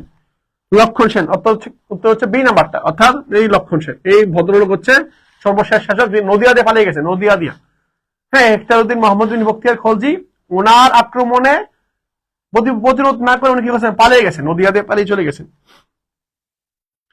লক্ষণ সেন। উত্তর হচ্ছে আমার লক্ষণ সেন। উত্তর কি? উত্তর হচ্ছে আমার লক্ষণ সেন। হ্যাঁ, লক্ষণ সেন পাইলাম। ওকে, পরবর্তী দেখি। পাল শাসনামলে বাংলায় কোন ধর্মের প্রচার বৃদ্ধি পায়?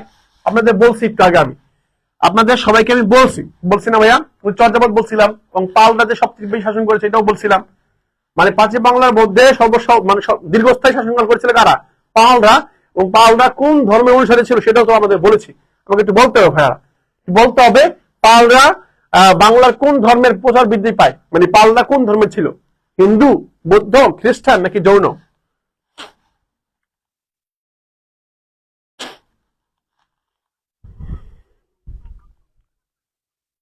হ্যাঁ, এই তো বলো ভাইয়া। সুফিয়া আশোক বলছো, সত্যের পথে লেখিকা বলছো, মারিয়া জাহান শিফা বলছো, হ্যাঁ, সালাউদ্দিন বলছো, হ্যাঁ, রুজেনা আঞ্জুমা সারা বলছো, কোট, হ্যাঁ, সাথী ইসলাম, তারপর রিমন, সুফিয়া শিকদার, শান্তামণি, হ্যাঁ, হুমায়রা শারমিন বলছে, বাবু বলছো বৌদ্ধ। ওকে, তোমরা বলছো কি? তোমরা বলতেছো বৌদ্ধ। এই তো গুড। মেহরুন্নেসা, সুমনা ইসলাম বলছে, মিতু বলছো বৌদ্ধ, নূর ইসলাম, শ্রাবন্তী বিশ্বাস সবাই বলছে কি? বৌদ্ধ। তার মানে পাল শাসনের আমল সবচেয়ে যে ধর্মের প্রভাব বিদেশ সেটা হচ্ছে কি? বৌদ্ধ ধর্মের। কোন ধর্মের? বৌদ্ধ ধর্মের। এবং বলছিলাম যে তোমাদের এই পালদের সময় বাংলাদেশ তো বিহার হয়েছিল, বাংলাদেশ তো বিহার, সবগুলো পালদের সময় হয়েছিল আর কি, সবগুলো পালদের সময় হয়েছিল।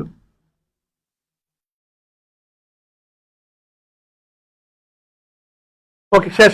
পরবর্তী দেখি, পরবর্তী কি আছে ভাইয়া? দেখেন, পরবর্তী হচ্ছে থ্যাংক ইউ, বুঝছেন? পরবর্তী আজকে জাস্ট আপনার সিলেক্টিভ কিছু কোশ্চেন নিয়ে আসছি।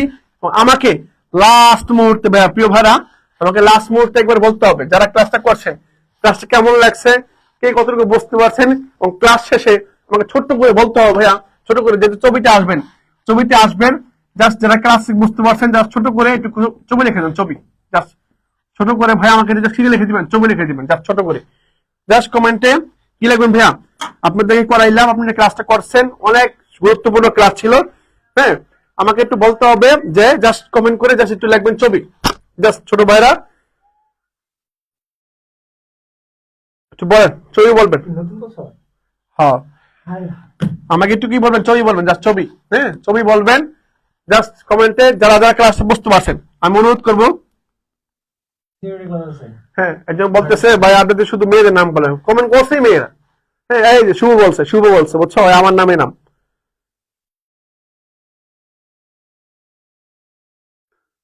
হ্যাঁ, তুমি কমেন্ট করো, তোমার নাম বলো, তোমার নাম যে বললাম, বলো কি সাদিক আহমেদ সাইদ বলছো। হ্যাঁ, মেয়ে ছাড়া তো ছেলে পাচ্ছি না খুঁজে আমি। হ্যাঁ, মেয়েদের ছবিতে ফার্স্ট হয়ে যাবে। তুমি সেকেন্ড হইতে বলো, বাট মেয়েদের জন্য একটা আসন ছেড়ে দিতে হবে তোমাকে, ওরা ফার্স্ট হবে। হ্যাঁ, ছবি হোসনা একটা বলতে ছবি। এই তো। তো প্রিয় ভাইরা, সবাই একটু কমেন্ট অবশ্যই। আর বেয়া তোমাদেরকে রাত 10:40 সরি 11:40 11:40 বলে দিই। হ্যাঁ, এই 11:40 তোমাদের সাথে গাইডলাইন শেষ করবো আমরা। 45 11:45 তোমাদের সবার সাথে আমাদের গাইডলাইন সেশন হবে। ছবিকে লাস্ট মুহূর্তে একবারে কিভাবে গুছাবো আর কি গাইডলাইন সেশনটা, ঠিক আছে? গাইডলাইন সেশনটা হচ্ছে একদম 2025 সাল থেকে 2026 সাল পর্যন্ত, বোঝা গেল? ওই গাইডলাইন সেশনে আমরা হচ্ছে বেশিক্ষণ থাকবো না, যতটুকু সময় থাকবো লাগে আর কি। হ্যাঁ হ্যাঁ, যতটুকু সময় থাকবো ওই সময়টার মধ্যে আমরা হচ্ছে তোমাদেরকে ইম্পর্টেন্ট কিছু কথা বলার চেষ্টা করব। যেহেতু পরীক্ষা 3 তারিখে ডি ইউনিটের, তারপরে তো বাকিগুলো আছে, আবার এ ইউনিটের 2 তারিখে। তো তোমরা কিভাবে আসবা, কি কি নিয়ে আসতে হবে, প্লাস তোমার কি কি ধরনের করণীয় গুলো আছে, এই জিনিসগুলো নিয়ে তোমাদের সাথে কথা বলবো আজকেই। রাত 11:45 তোমাদের সাথে দেখা হবে আবারও, আমরা দুজনেই থাকবো সেখানে। তো তোমরা ওই টাইমে সবাই চলে আসিও, তোমাদের সাথে আবার দেখা হচ্ছে। মানে 2025 সালে গাইডলাইন দিব, সেটা আবার 26 গিয়ে ঠেকবে, ঠিক আছে? ওকে, আবার দেখা হচ্ছে তোমাদের সাথে, কেমন? ওকে, তো ভাইরা 11টা একটু পরে তো আমাদের সিনিয়র, যারা সিনিয়র পরীক্ষা দিবা, যারা 24 সিনিয়র পরীক্ষা দিবা, তারা হচ্ছে আমাদের 9:30 না, 9:30 ক্লাস আছে, 9:30 ফ্রি ক্লাস করবো ম্যারাথন প্রবলেম সলভিং এর, এটা করবা। পাশাপাশি হচ্ছে রাত 11:45 আমরা আবার আমাদের সাথে আবার যুক্ত হব, যেটা হচ্ছে চট্টগ্রাম বিশ্ববিদ্যালয় গাইডলাইন সেশন নিয়ে, যেটা এবার শুরু হবে। কি বিশ্বাস করা যায় আগামী 3 তারিখে তোমার সাথে দেখা হচ্ছে? হ্যাঁ, আগামী 3 তারিখ তোমাদের সাথে দেখা হবে। এই জানিটা অনেক দিনের ছিল, তো তোমাদের সাথে 3 তারিখে একদম দেখা হয়ে যাইতেছে। তো জিনিসটা আমার কাছে খুব স্বপ্নের মতো লাগতেছে যে 3 তারিখে তোমার সাথে দেখা হয়ে যাবে। হ্যাঁ, 3 তারিখ থেকেই মূলত আমাদের যে তোমরা যারা আছো, যেহেতু বিসিডি নিয়ে আমরা ক্লাস করাইছি, তো তোমার সাথে দেখা হবে। এবং আর সিট এই বছর কি হবে, মানে হচ্ছে আসন বিন্যাসটা কেমন হবে, যেমন আমাদের সিইউতে যেরকমটা থাকে, যে দেখা যায় যে হচ্ছে যে যেখানে ইচ্ছা সেখানে বসে, মানে এরকম থাকে। তো প্ল্যানিং থাকলে সেটা আমরা তোমরা আগেই জানাই দিব, এবং সেটা জানতে পারবো এই ইউনিটের ভর্তি পরীক্ষার মাধ্যমে। এই ইউনিটের ভর্তি পরীক্ষা 2 তারিখে হবে। 2 তারিখে হবে। আমরা 1 তারিখে সিট গুলা দেখে আসবো, মানে কিভাবে তারা সাজাইছে, কিভাবে গুছাইছে, সেটা তোমাদেরকে ভিডিওর মাধ্যমে দেখাবো, যেন ওইখানে বুঝতে পারো। এবং তোমাদের সাথে আবারও বলছি, আগেও বলছি, এখনো বলছি, তোমাদের সাথে দেখা হবে শহীদ মিনারে, চট্টগ্রাম বিশ্ববিদ্যালয়ের শহীদ মিনারে আমরা থাকবো সেখানে। তোমরা তোমার যেখানে আসন পড়ুক না কেন, সেটা বায়োলজি ফ্যাকাল্টিতে পড়ুক, সায়েন্স ফ্যাকাল্টিতে পড়ুক, বা ভিভিএ ফ্যাকাল্টিতে পড়ুক, অথবা লতে পড়ুক, যেখানেই পড়ুক না কেন তোমরা, অথবা ফরেস্ট্রিতে পড়ুক, হ্যাঁ, যেখানেই পড়ুক না কেন তোমরা হচ্ছে শহীদ মিনারে একটাবার আসিও। শহীদ মিনারে তোমাদের সবার সাথে দেখা হবে আমাদের। সেখানে পরবর্তী যে B2 আছে, B1 আছে, এবং বি ইউনিটের পরীক্ষা, সি ইউনিটের পরীক্ষা আছে। কি করতে হবে সেটা এতদিন তো আমরা হচ্ছে ফোনে ভিডিও করে তোমাদেরকে বলি, সেদিন না হয় তোমাদের সাথে সরাসরি বললাম। তোমরা একটু আসিও, সেখানে পরবর্তী করণীয় গুলা আমরা হচ্ছে পরবর্তী ইউনিটের পরীক্ষার জন্য কি কি থাকবে সেটা বলবো। আরেকটা বিষয় হচ্ছে তুমি যারা বি ইউনিটের পরীক্ষা দিবা, তারা হয়তো বি ইউনিটের পরীক্ষা দেওয়ার আগে রেজাল্ট পাবা, বুঝতে পারছো? তুমি ডি ইউনিটের পরীক্ষা দিবা, ডি ইউনিটের পরীক্ষা দেওয়ার জাস্ট ডি ইউনিট পরীক্ষা 3 তারিখ, আর বি 10 তারিখ, মাঝখানে গ্যাপ 5 দিন, 7 দিন। ওই 7 দিনের মধ্যে তুমি রেজাল্ট পেয়ে পাবা।